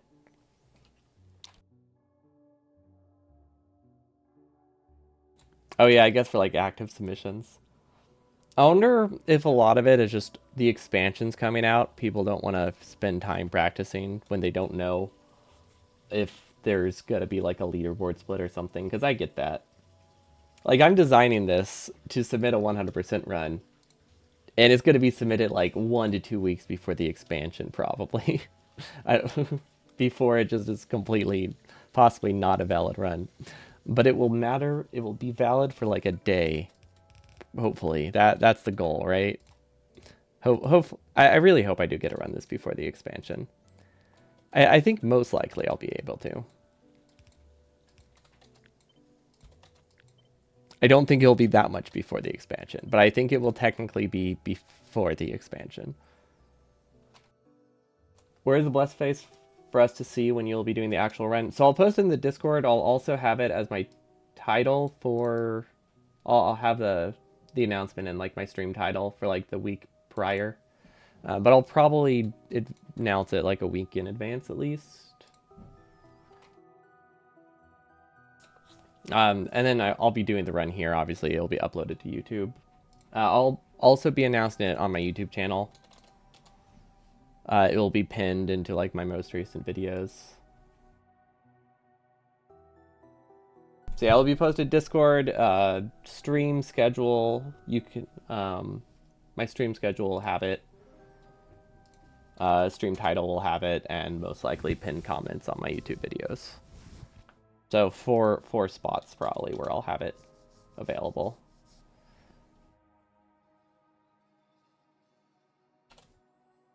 I'm pretty sure. Hold on, let's see. Yeah, you can make second. Second, you can make specific streams on Twitch calendars, I think. Yeah, so yeah, I normally have it as recurring stuff, but I forget you can make actual like specific one-off dates. So yeah, that'll be perfect for it. It's most likely going to be on a Sunday. I have not fully confirmed yet, but normally I do my meme run. So normally I do my meme runs on a Monday. But since this one's so long, I figured I'd probably do it on a Sunday, starting at like 9 a.m. It's also going to be like 3 or 4 hours earlier than we normally start, for obvious reasons. If I start it when I normally start, I would be up until like 3 a.m. and I don't want that. But since it's so long, like it doesn't really matter where I start. Someone will always be able to tune in and see some of the run throughout the whole day. It's gonna be fun. I'm gonna be so tired. Yeah. I don't know who it was. I didn't recognize their name as like. I think they had a different name than their Twitch name.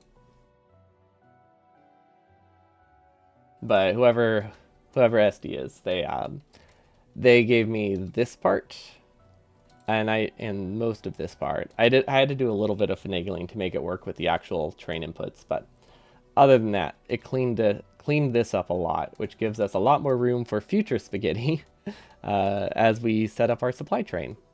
So yeah, it's very nice.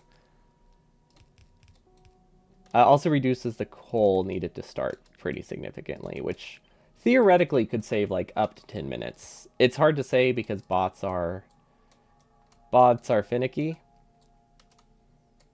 but it does save like 10 minutes of the belt backing up with coal because the coal belt was just so long. Realizing now that I probably could have made this go in a straight line.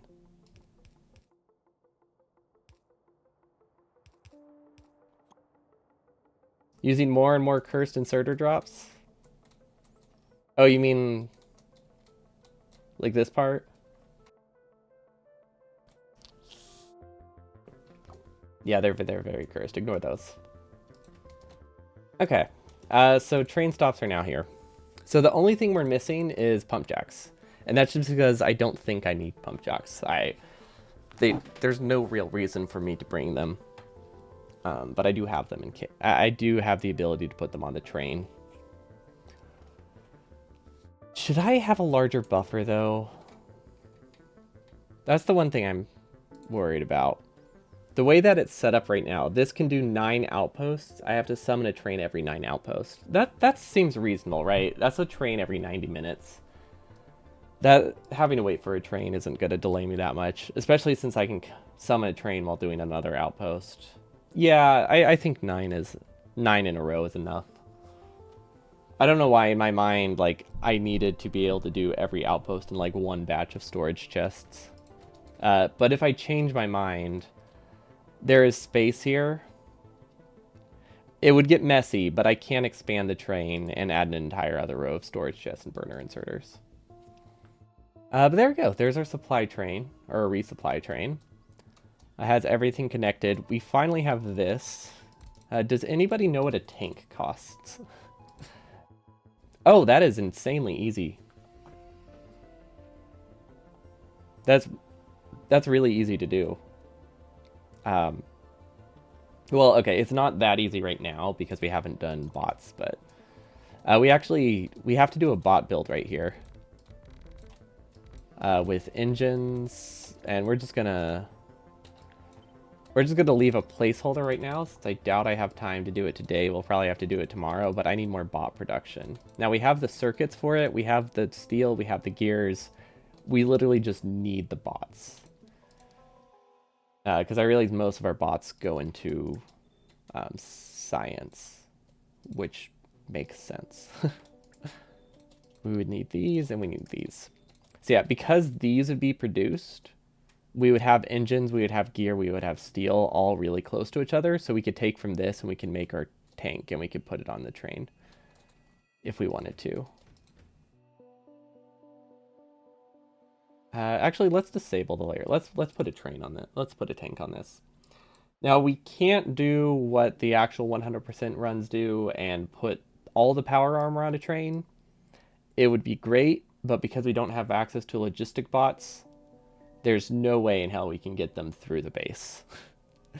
Okay, that's wrong. We could get them through the base. I don't think it would be worth it, is a better way to put it. I think we would gain almost nothing by trying to finagle them through the base. There we go, tank. Now we can re-enable the entities. Because the thing is, they're down here.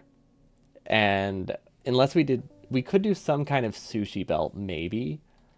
But I don't remember how I have them limited. I don't know if they're limited by combinators or if they're limited by what's backed up in the chest. That changes things a lot. If they're limited by combinators, we could do one sushi belt through the base. Sushi belt power armor through base. It's optional. Where is closest belt going to the train area? The closest belt is actually really close to it. The issue is it has gear, it has grenades, and it has combat robots, and those are produced in infinite amounts. But we could piggyback off of it here, and then split off of it here, and then send it up along the side if we really wanted to. So we have. Well, I guess the issue here is that we don't actually have a way to output from these. We could figure something out. I'm sure we could figure that out. Yeah, okay. I think I see ways we could make it work. So yeah, we could output from here, here. It's good. It would be annoying, but it's possible. Honestly, are they they are combinator limited, so sushi belt might work. So yeah, theoretically, we could send these over here. And then split them off here. And then we would have to kind of go around and up, I think is the easiest way to do it. And that would let us get a sushi belt heading to our base full of power armor. It's not awful. It's not awful. This doesn't have any logic on it. This one does. But this doesn't. Wait. Neither of these have. Well, oh, the logic is here. But this doesn't have any limitate. um, we didn't put a. Why?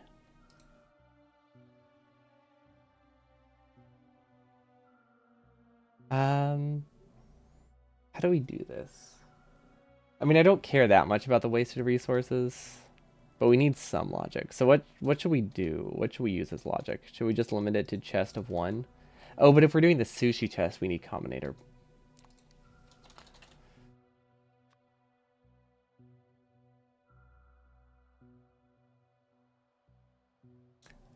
I don't think this logic works.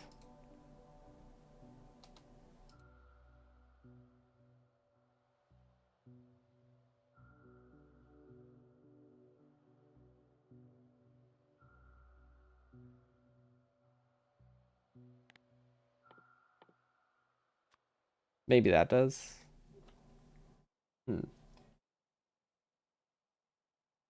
Honestly, I don't even need to filter them out at the end, because they can just go into one inserter. It's not like they're going to fill the train. But yeah, it's not the worst sushi belt. The main thing is this is uncapped, but if we can add logic to this, we'll be fine. Also, I changed these on the wrong layer. Aw, man, I was in map view. That's always unfortunate. Oh, when you're in map view and you switch stages, it kicks you out. Okay.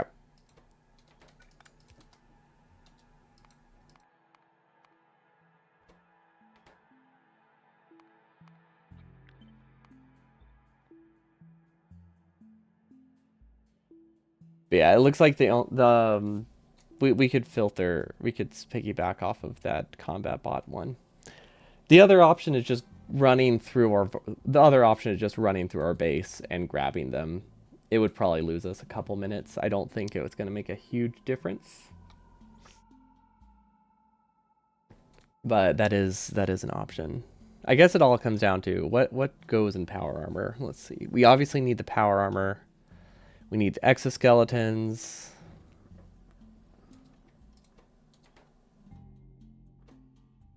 This never gets disabled.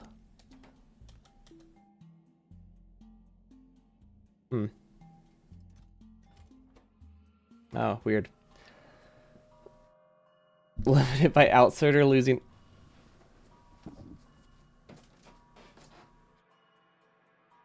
I know you're joking, but that's a good option. It would waste like 2 or 3 of these. Oh, actually, these cost 200 processing units. That's like an entire rocket. No, it's not an entire rocket. It's like half a rocket. If I waste 3 of them, because that would waste everything. It would create 3 to 4 outputs. As long as I go into a belt, it should be 4. It should be 3, plus whatever the internal buffer is, which is 1 or 2. The internal buffer might be 2 or 3. So it could create 5. And, oh, it's not awful. It's not awful.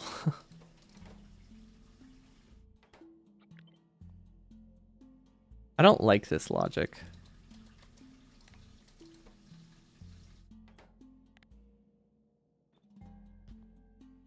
We're gonna do this instead. There we go. 3 plus buffer. Oh yeah, and also whatever is lost in the ingredients.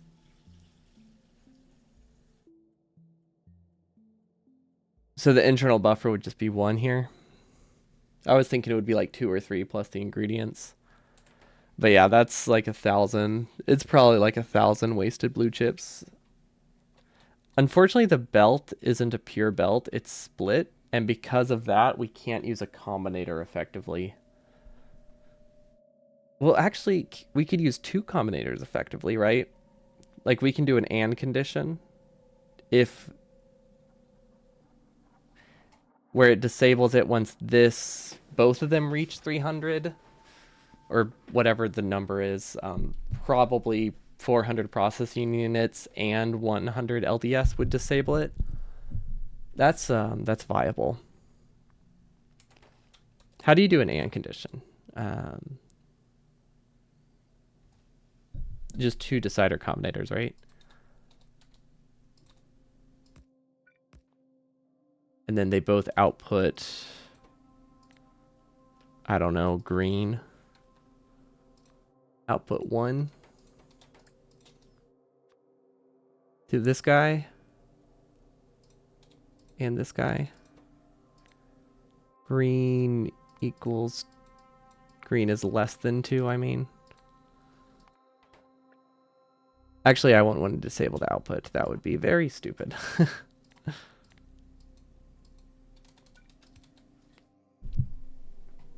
So something like this could work, right?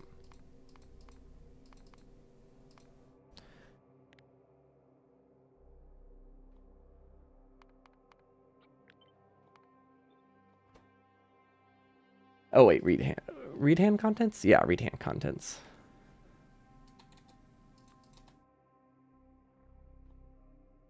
Feel like I'm missing something. Do I need an arithmetic combinator? Or can I just send it to the other side? So this is condition processing units greater than 400. This is LDS greater than 100.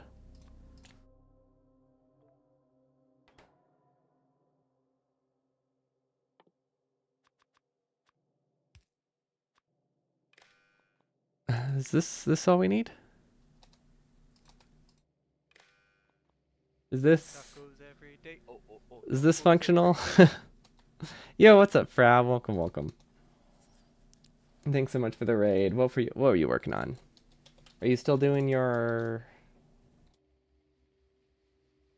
I think you were doing like a science multiplier at some point. Are you still working on that? Or did you switch to another one before the expansion? Okay, so if I need to do some testing, I guess. Naval stage. The 1000 science cost is done. Rocket launched. Nice, nice. Since you finished it faster than I finished my 100 my SpaceX run for sure. So now into 16 hours into Pyanodon's hard mode. Oof. Pyanodon's wait, what makes it hard mode? Because it seems tough. It seems hard enough without that.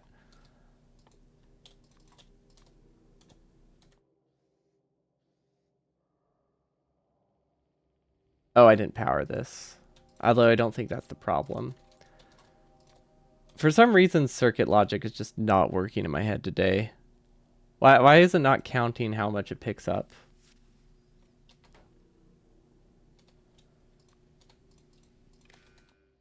Shouldn't it be counting? Oh wait, do I need like an each condition?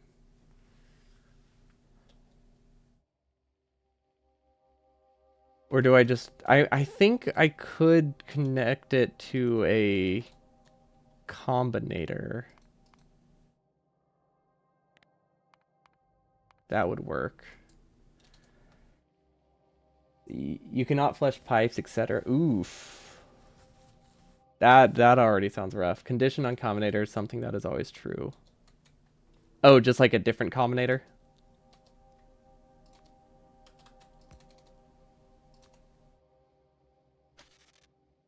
So like can I do this? Would that work? Ah, that's not it. That's not the solution. Uh-oh. I made a loop. This isn't right.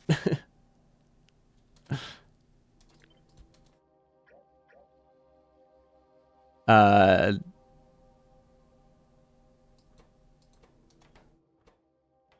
Oh wait, there we go.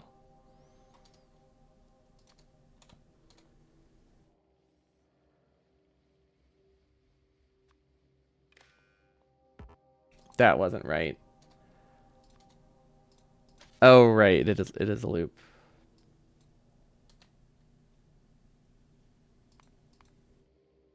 We also keep editing stuff on the wrong layer. I need to stop doing that. Copy to here. Copy it from wiki. Yeah, that I probably just should. I don't it's been a while, but like I swear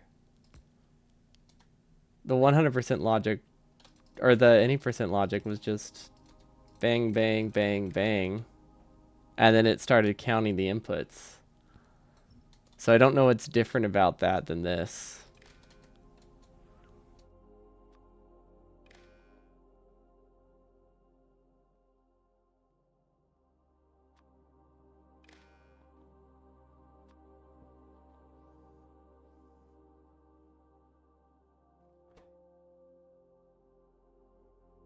What do I look up? Does anyone just have a blueprint? Because I cannot think of how to do this. Is it a memory cell? Is that all it is?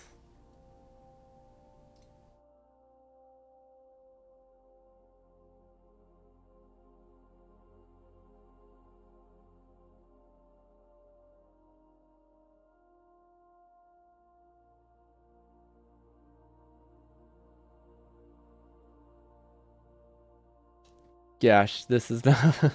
It's a good thing that I'm not using circuit networks. Let's see. Condition, something that is always true. Output. Oh.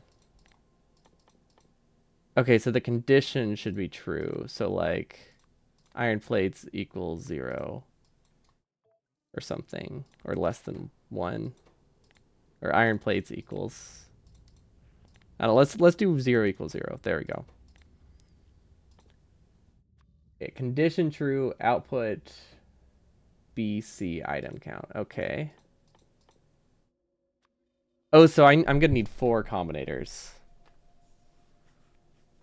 I need 4 combinators for this. Got it. I see.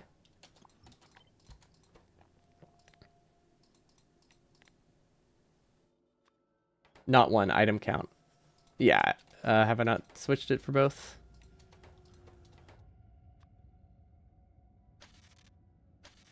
Okay, so this would go here.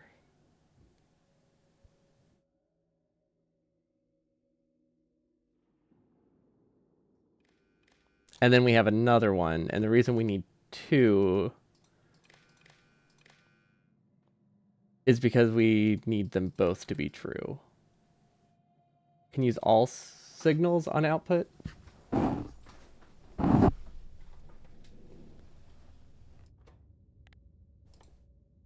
Oh, the everything? Oh, then I would need 1 going into 2, like that.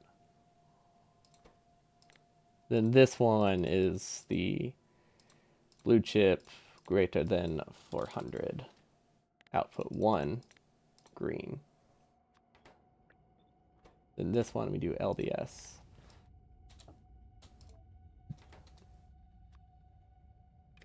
There we go.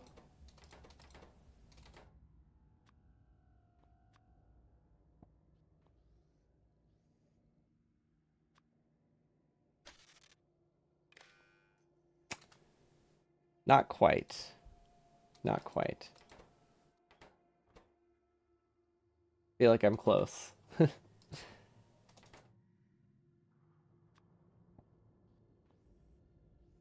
these need to connect? Oh, oh. Is that what I was missing? That picked up 1, 2. You know what? I should test this with a smaller value. Okay. There we go. And then One more, and then one of these should output green. Cool. That's not right. Let's make it red.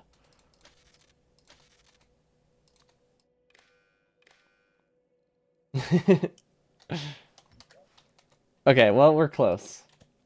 We've almost figured out very basic circuit logic. Let's go. Okay, and then this one, let's do LDS is greater than 1. And then this should shut off after this one. Awesome, we did it. I can pretty much guarantee there's a better way to do it. But this works, and that's what matters. So this will stop me from wasting too much. Now it's not perfect. If I had enough space and did 2 separate inserters, that would probably be better. But the issue with that is we don't really have a safe way to set up those inserters. So we're just combining them with one. Although honestly, this might produce too slowly. Hard to say. But yeah, we could also set them to be separate. If we set them to be separate inserters, then we can make this logic just one combinator. And then it probably would not have been difficult at all. Well, so the reason that this is an and condition. So it's still mostly got to be fine. Like, it doesn't make it that it picks up exactly how many it needs, but it's got to be pretty likely that it doesn't overproduce by a lot. It's like it's not gonna it's not a perfect solution, but it does make it that it's gonna waste a lot less, which is the main goal. Like, I don't care that much about a little bit of waste. Especially since realistically LDS is gonna fill up first, which is the one that's cheaper. So it shouldn't be much of a problem. But yeah, it does technically still pick up the other one if the other condition hasn't been met yet. But I don't need a perfect system. I just want to not waste 1,000 blue chips. That's my goal with that. Have we put sushi belt power armor through base? Go on to combat drone belt, then split at grenades. There we go. Cool. We'll look back at this later whenever we go to output. There's a good chance we can split the belt here. We just have to use like a red belt. Whatever is on front line got to be taken overly more. No, it's not as simple as that. We're producing significantly more LDS than we are blue chips at this point in the run. So it's pretty much guaranteed to fill up on LDS first, just because we have more of it. Like, it prioritizes the front, but that's only if you have a fully saturated belt, and we don't. We have LDS way up and running way before we have processing units reaching that section. So I don't think it's going to be as unbalanced as you think it is. And even if it is, it really is not that bad. It is 3 minutes max of processing units. That's going to be overfilled. So it should be all right. Like, I don't care that much about 2 to 3 minutes of processing units. I care about like 10 minutes of processing units, plus, or potentially way more than that. But I don't care so much about 2 to 3.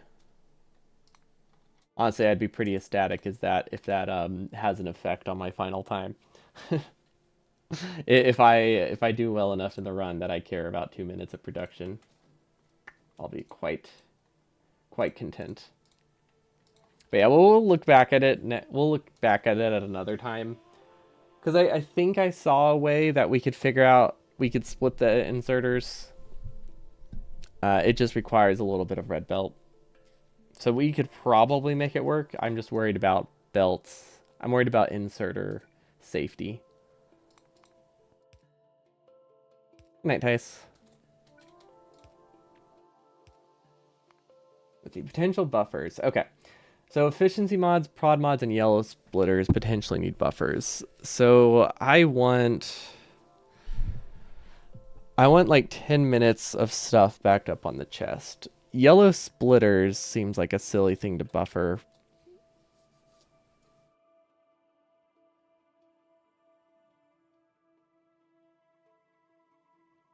Yeah, yellow splitters are buffered elsewhere, aren't they? They're actually not. They're only produced up here. Actually, wait, are they? I don't remember if we're bringing yellow splitters through the main base. I don't think we are. Well, let's find out. Yellow splitters are here. They go over... Okay, yellow splitters are produced in the main base, and they come up here, so I think we can probably say we have enough splitter buffer. And if we don't, these technically... It says it produces 1.5 per second. And honestly, that's actually pretty close. It can almost produce that. It's pretty close. So these can almost produce at full speed if I need. So yeah, that plus the buffer, we should be okay. Efficiencies and prods. These ones are tricky. Because we do need them. But they're also really expensive. The belt is... Let's see. The belt is 150 tiles. Each tile is 4, right? Each tile can buffer 4. It's as straightforward as that, right? Like, I don't... Maybe with a little bit of rounding, but I'm pretty sure you can assume 4.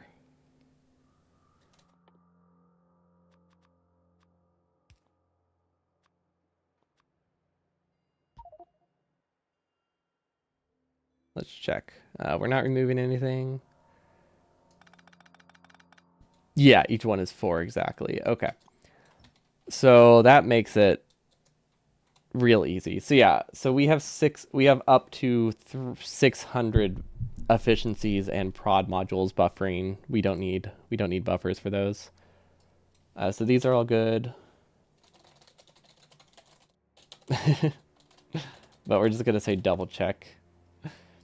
Efficiency module chest for decreasing base power later. See, that is something that matters. Now we want it to be deprioed, so we're going to put it real close to the front. So efficiency modules right now are outputting here. It looks like we can kind of split off here fairly easily. Efficiency modules are on the left, so that would look like that. We have this, we have a prio to the right. And then we should have, well, we have coal on this belt that we can take from. Or we can take from, oh, that's the wrong layer. We shouldn't be messing with it on this layer.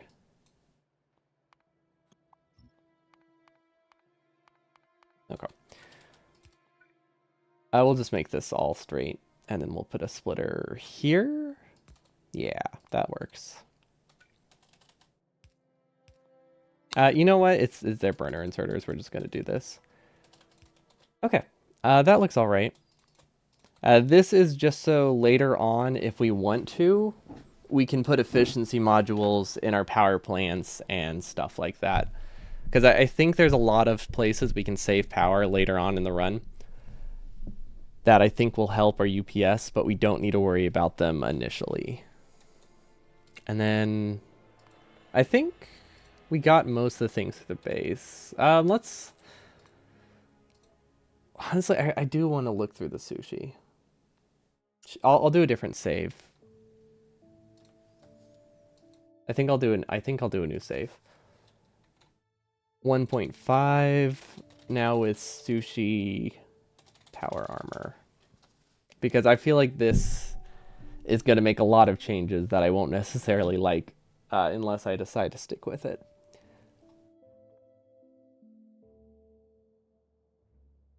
Also, how much power armor can I really have? That's a good question. I know they have two different kinds of power armor that they switch between. I don't think it's that necessary though, right? Like there's a building and a combat one. Actually, how many is that? Building and a combat power armor. Between the two of them, how many portable fusion reactors do they have? Is it two or four? I'm guessing they have four between the two of them. I guess these are numbers that are easy to change later. They don't affect this sushi, so we shouldn't have to worry about it. I am worried about this logic. I don't really know how it works. Oh, that's how it works. We overproduce by a ton. This isn't disabled though. There's no way that we're relying entirely off of build speed to make this work, right? That would be crazy. These are not disabled by anything.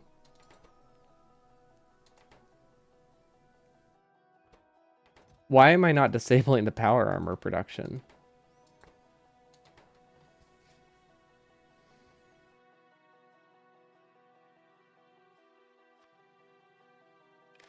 I mean, it should be as simple as this, right? We're building this on the wrong layer, though.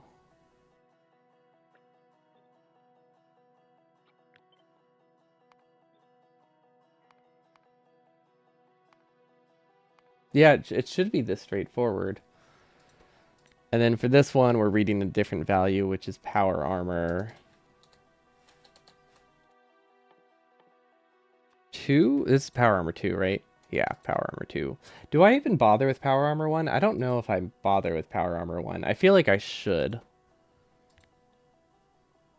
This is enabled if power armor is less than 1. Okay, this will let us produce 2.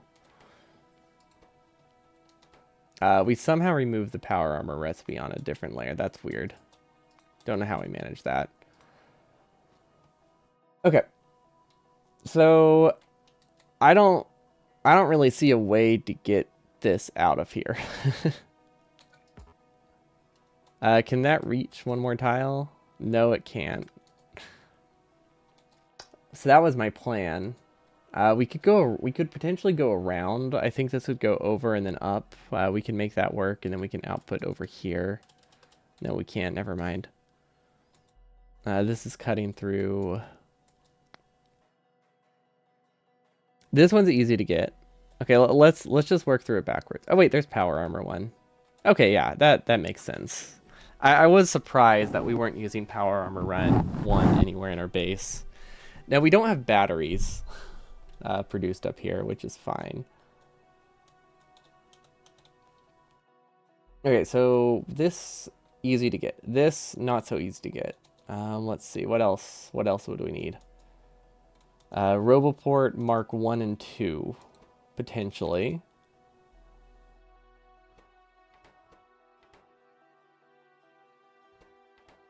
This one, I think there's enough space to easily get out. This one, it's messy. But I think if we did some swapping of the coal lanes, we could get that one fairly easily with like some splitters. So this one we could do personal laser turrets. Would need a red belt, but it is possible. Batteries, not that important. Okay, so the only thing that we really can't get out of here is power armor Mark II. Also, what is this? I don't like when the blueprints are split, especially when it doesn't matter. I don't know why this is prioritizing this direction, but I clearly had a reason. We'll just leave it. Oh, this is going towards assembler 3s. Yeah, so this backs up pretty quickly. That's why it's prioritizing. Okay, so power armor is... I've already lost track of it. Yeah, maybe it would be a good thing to put it in a central spot. Okay, well, let's see what's on this belt. We've made it backup save, right? Yeah, now it's sushi power armor. Okay. So this can be moved down. That is on a much different layer. Okay. Still in a different layer. That can go here. This can go here. I actually want those both to be on the same layer, though. I don't know. That just seems weird to me. 3.2, and then this one. Okay, this one is on one layer. Okay. So we can do a splitter here. Also on the wrong layer. Cool.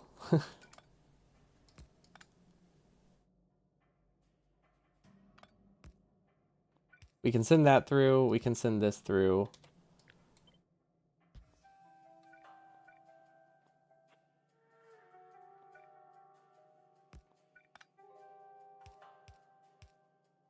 Something like that could work. It's a little bit messy. We'll say that. But I think it's fine. So that's in, then we can get rid of that. That's unnecessary. Okay. So this can separate the belts.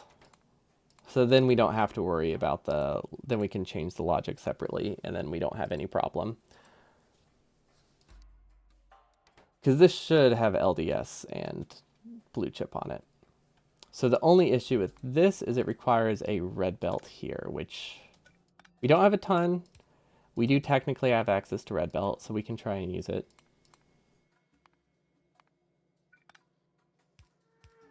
Okay, so now we no longer need that logic. We just need this always true logic, which would go like this. So then this never resets, and then it just outputs everything. So then this can be enabled if LDS is less than 100. And this one can be processing units less than 400. So this fixes any problem where it could accidentally grab probably like up to like 400 extra blue chips. Not a huge concern, but this does fix it. Now this should be reading. No, except it's not connected to logic, but... Oh, these aren't reading hand contents yet. Okay, now they should be reading. Okay, there we go. That actually wasn't too bad. We did mess up the logic somehow. LDS less than 100. Okay. Now we'll make it that we don't waste anything. Cool. Now we can't really do the same with these, unfortunately, but that's fine. We could technically do it with engines, processing unit. Yeah, we can do it with a couple of them, but this should only have an internal buffer of one machine. Or of one power armor set, so that I'm not too concerned about that. Now for getting this out of here, you know, we could... I could output onto a belt, right? That one was partially limited earlier. Yeah, this one? Yeah, this one has some logic on it to limit like the efficiency modules and stuff. It's not as limited as the others.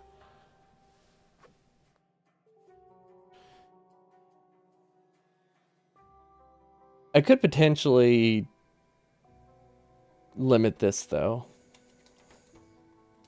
Now that I have a combinator I can use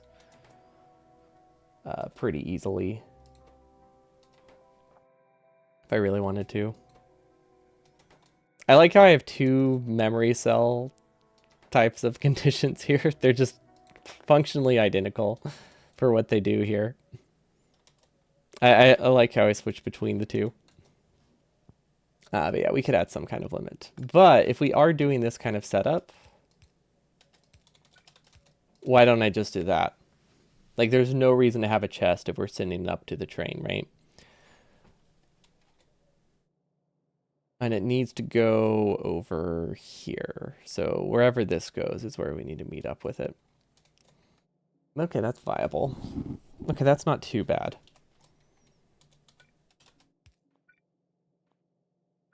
Yeah, okay.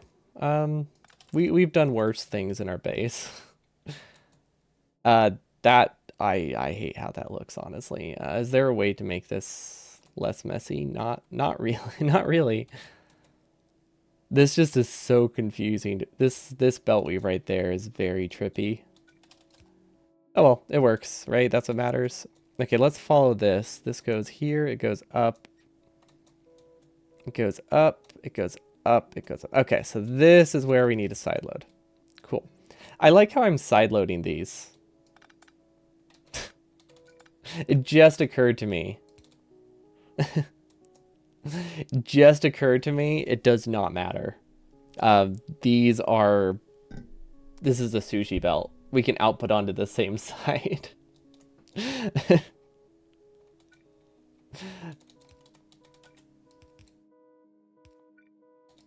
Send armor left from underground. Yeah, we could just go around it now.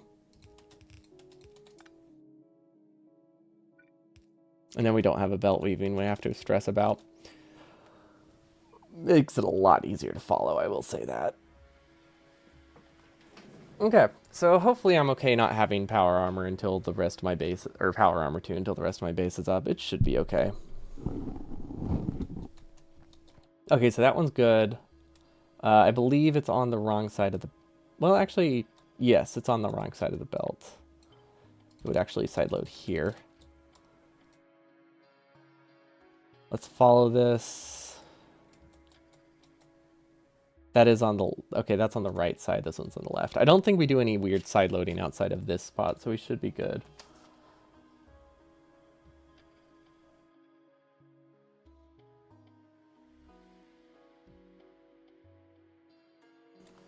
Okay, what are we missing?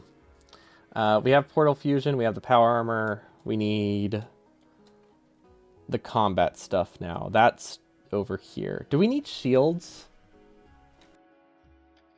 We don't need shields, right? We're fighting like small biters. I doubt we need shields. What do they cost if I need to add them?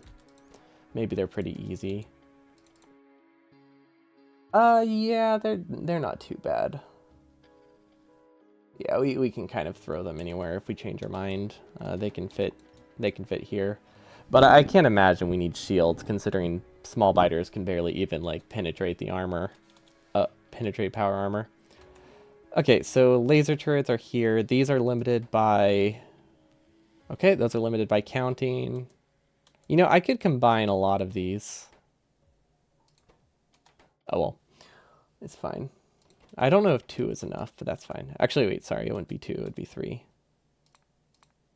What the heck? Oh, right. We have a lot of sections where I have random horizontal strips on a much earlier layer than it's needed because it's just easier to send a whole layer up.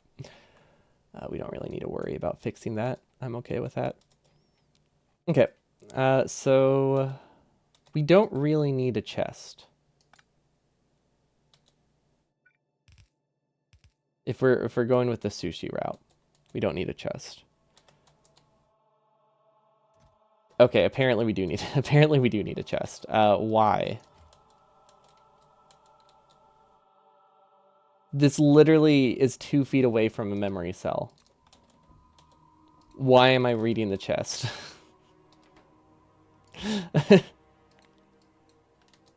What's wrong with me? I wonder if I didn't have the memory cell initially. I don't know if memory cell is the right word. That is a memory cell, right? Like, I'm using that word correctly? I mean, it's a very basic one, and I'm using it to do almost nothing, but I think that's the correct word. But I'm not entirely confident. Okay. Batteries. Batteries go up here. I feel like I could have used... Oh, wait, I don't want a memory cell. Well, I could have had the subtract. It's fine. We don't need arithmetic combinators. Why is this... Why does this change logic halfway through?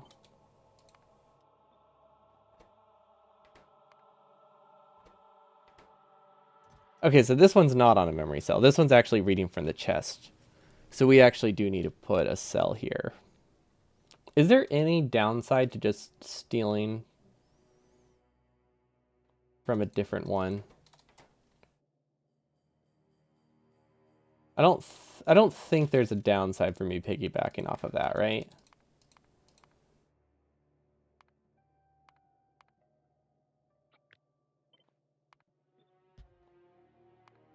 Yeah, we should be okay there. As long as they have different inputs, we're good.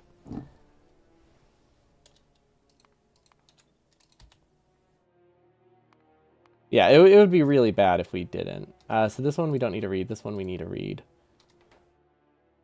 Okay, we disabled both. That's fine. Yeah, I think we're okay.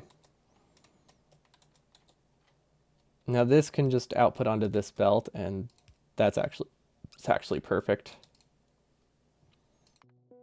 Now we're somehow on the wrong layer, but that's okay. Don't really know how we switched to this layer, but we're gonna roll with it. Don't know how we switched to that layer either. I don't know why we're building on 3.2. Oh well, it's fine. Let's switch to this one now. Let's switch to 4.2. Okay. I think this isn't terrible. We do need a little bit of red belt here. Oh wait, never mind. This is terrible. Huh.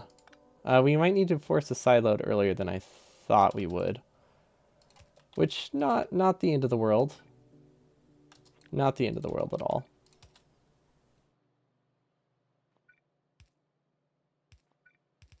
But I don't see a great way to fix that. So we'll do this. There we go. Okay, that's kind of going the wrong direction. I don't think it's too bad though. I don't think this wastes a lot of belt. So I'm not too concerned. Yeah, never mind. This is basically nothing. Now I don't know what side of the belt we're on, so we're gonna do another force side load just because it makes things so much safer. And it doesn't have major downsides. Okay, so that gives us batteries, that gives us laser turrets. We don't have power.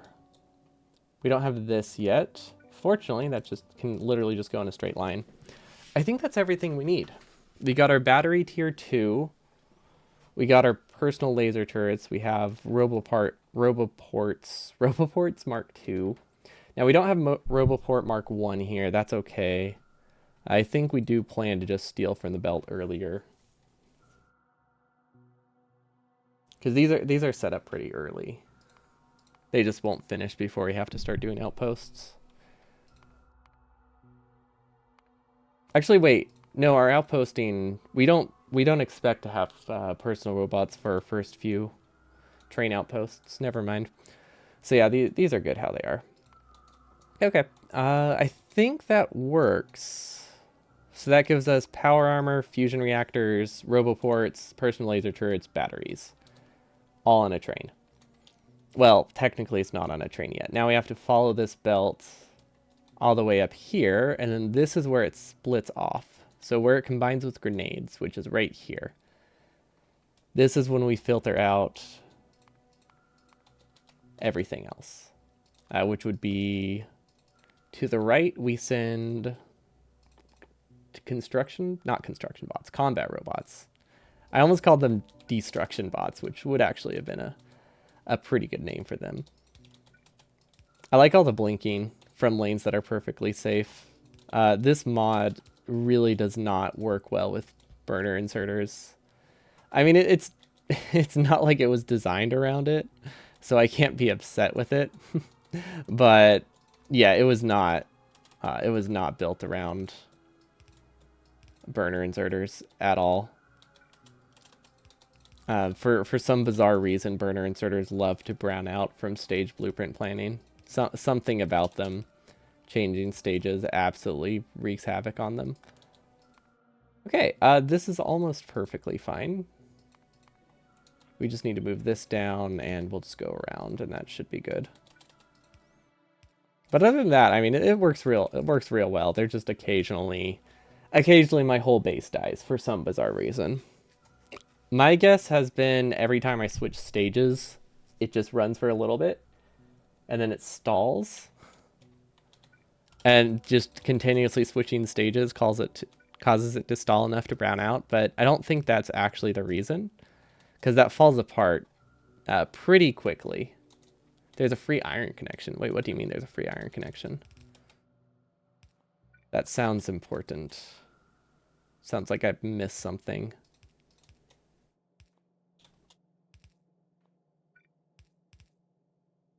Free iron connection.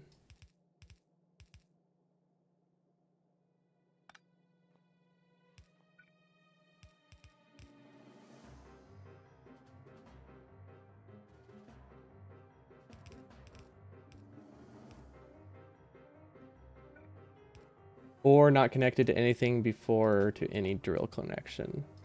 Oh, do you mean this one down here? Yeah, that one. We know of that one. It's on the list. Yeah, this one is gonna come from the original outpost. Whenever we get more mining productivity, it's gonna be compressed from down here. Or we might just shift everything up one. But yeah, that one's like top priority here. But yeah, it definitely would have been bad if we completely missed it. The one more next to it is the stone one, right? That's just because we haven't hooked up our new stone trains.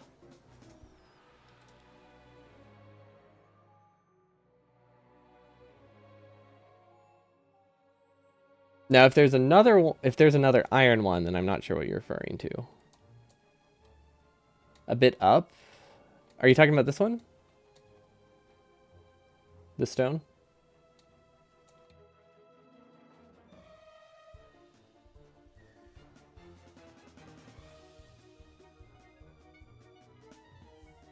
Yeah, okay, it is the stone. Yeah. Yeah, that one we just we apparently haven't actually hooked up the new stone connection yet. We have it pasted, but we haven't done the stone.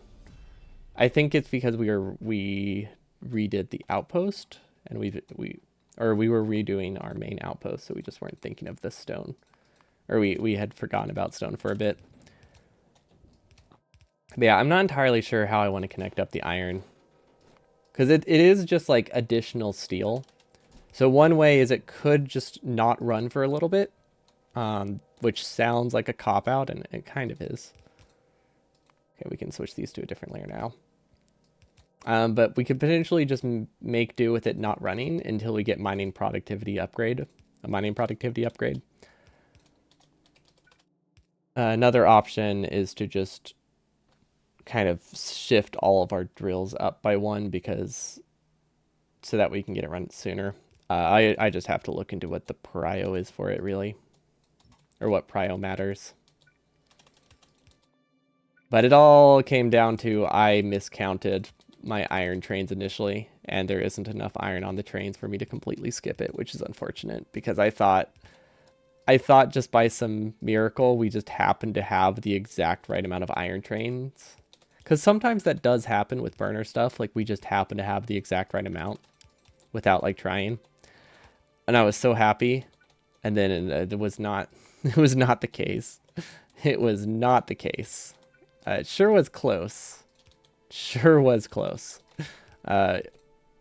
We got like 11 out of we got like 13 out of 12, right? Like, or 12 out of 13. That's pretty close for just a coincidence.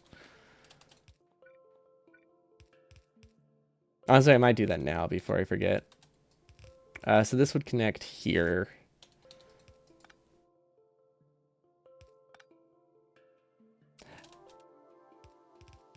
So yeah, I get that. Okay,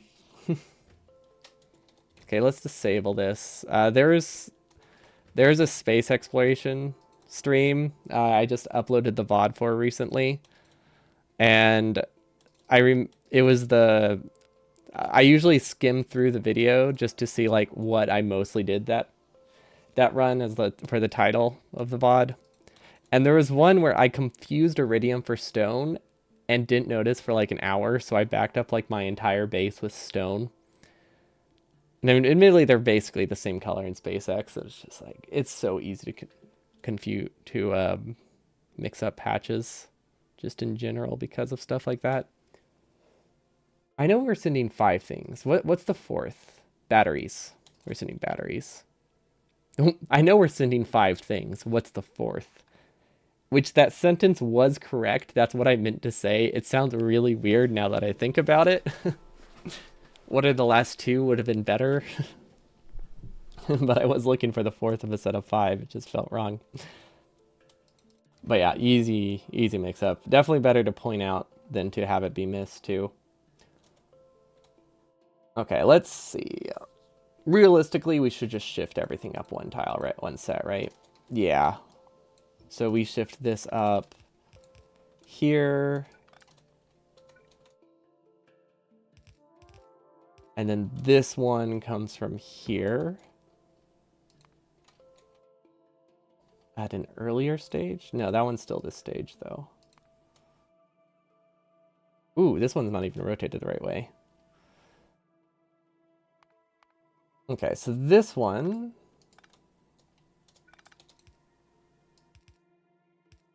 goes here.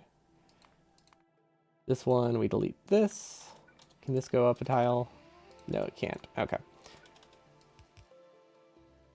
I can't tell what color those are. Those are yellow. Okay, we're good. The one thing about the stage blueprint mod is it doesn't have a distinction between red and yellow, which I think is because the icons on the minimap also don't. Is that a space exploration thing? Because I swear space exploration shows the different colors on the minimap.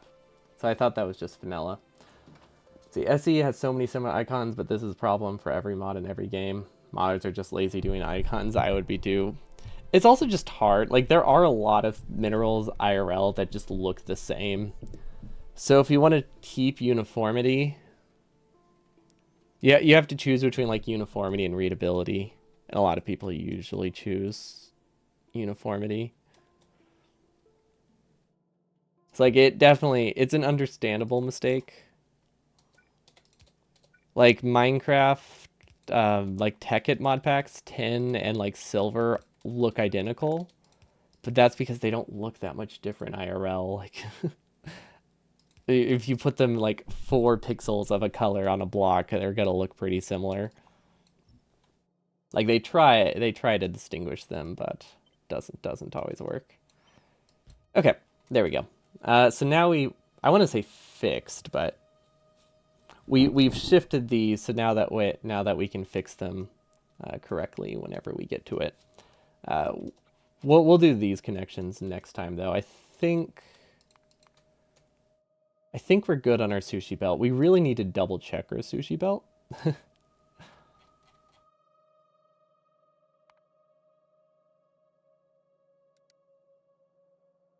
Check sushi belt limited power armor through base.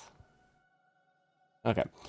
Yeah, we did the connection, but unfortunately the belt was empty, so we don't actually know if it's correct. We'll have to check it during the testing phase, though, because that also relies on decider combinators. And they all go into this.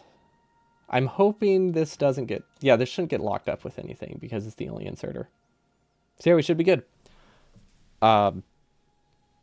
Possibly. Worst case scenario, we can split it into different belts. I'm assuming the stack size of everything on the train is small enough.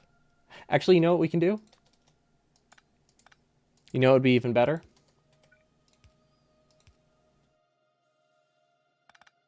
We'll do this.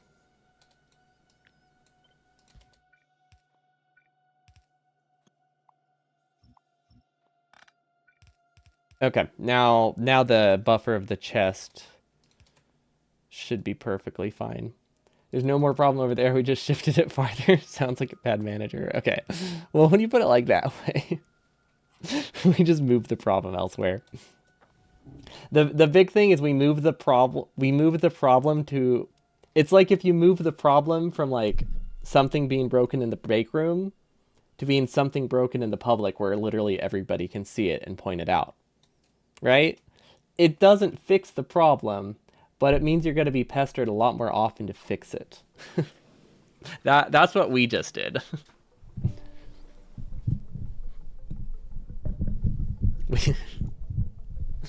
So yeah, it's not completely fixed, but now this is in line with the other stuff that we need to connect that's hand connected as opposed to by train. So it's a little bit of a victory. It's a minor victory. This will basically be the first iron patch that we connect that's still by hand. And it will go here. As opposed to being in the middle, which is, boy, that's really easy to miss. There's a reason it took us like 2 streams to even notice it. And then put it in our list somewhere. Yeah, assuming that this stuff is done correctly, which is a big assumption considering how bad I am at this kind of logic, but you know, that's okay. But I think we set up our... I'm assuming that we set up these correctly. Another thing is we could disable this. We could disable this after a certain amount of actions.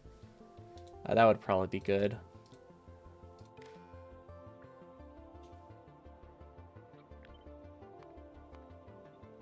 So we do fusion cells less than, I don't really know how many we need. 2? Right now we're planning for 2. So we have that memory cell, we have... This is just voiding stuff. Now we have the batteries. Set to 3. Don't know how many batteries we really need. We'll have to do those. We'll need to double check these anyway. I like how this uses a red wire just randomly. Like everything else is a green wire. And then there's this guy. That's a very me thing to do.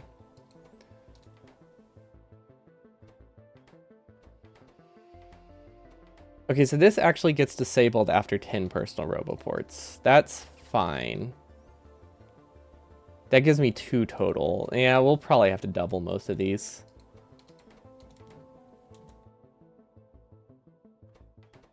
Now, this one isn't on a memory cell. This just only runs if this thing is empty, which is okay. That just makes that it doesn't steal from bots too much. It will take a while to produce, but it's a fair trade, I think. Yeah, it's not that hard to build our outposts by hand if we don't have robots. Because we actually don't have to build them by hand. We can just place stuff in a storage chest and walk away if we really wanted to. And then this one is the last one. Okay. I will have to double check the values, but we should be good. So top of the list next time. Stone connections. Left. Because we should have almost 3 belts of resources we need to connect. And then...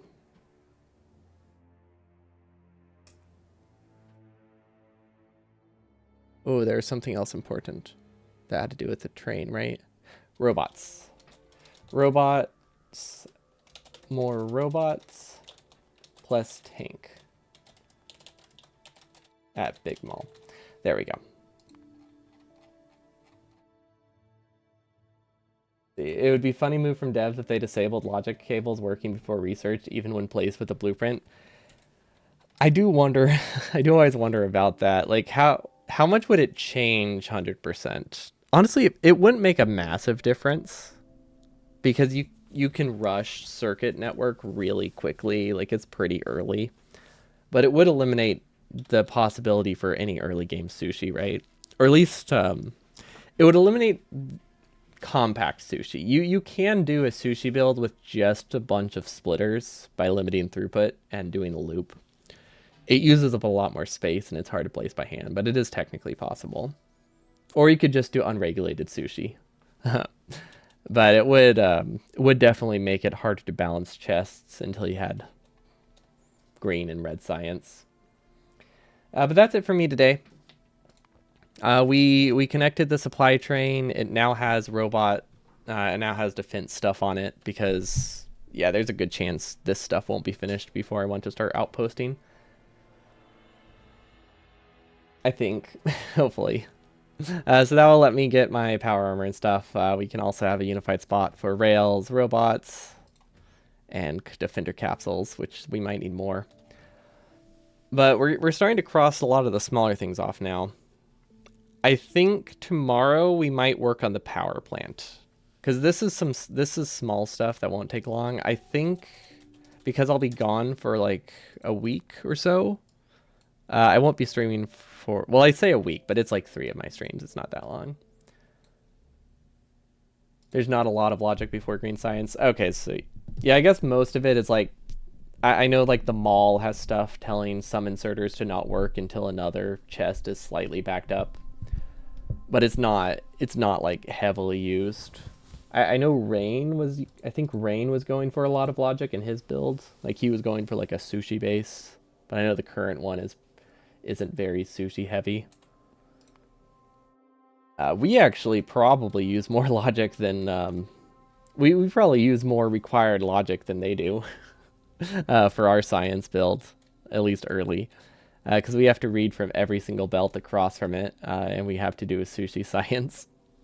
So yeah, we might actually have more logic in our base than the 100% base, which it makes sense.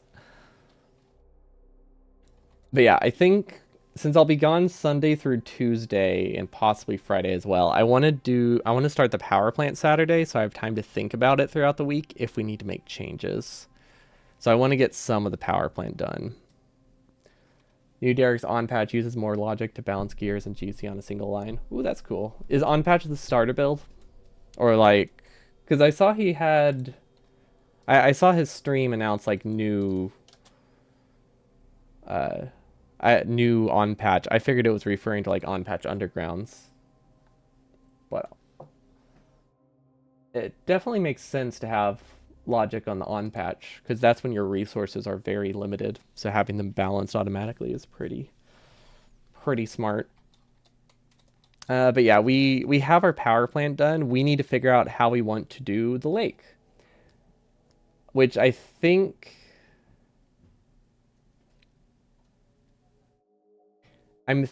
that there is a good chance that we're gonna be borrowing one of the other people's designs, but we have to figure out how the staging works to see if we can even adapt it to this one, because theirs is pretty dense. The only downside is it has to be placed in a specific order or you don't get all the water. So either plan around it not using all the water, because it's still pretty dense regardless if it loses 1/3 of the water, or we just practice the staging. I don't think the staging is difficult. We really only need 80. We only need 80k water, which is not terrible. It's like 30% less, but still rough. This he did for himself, but there's not much logic. Just miners, electric furnaces, and assemblers. Wait, electric furnaces? That early? Or do you mean for the on patch like undergrounds later? I thought we were talking about the early on patch.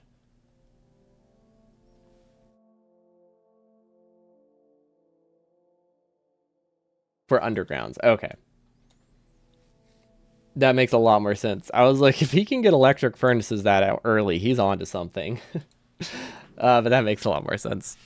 I I might look into doing on patch undergrounds, but realistically, with burner inserters, I don't think that it's ever going to be worth it over just walking over and giving them more undergrounds if they run out or connecting it to a nearby patch.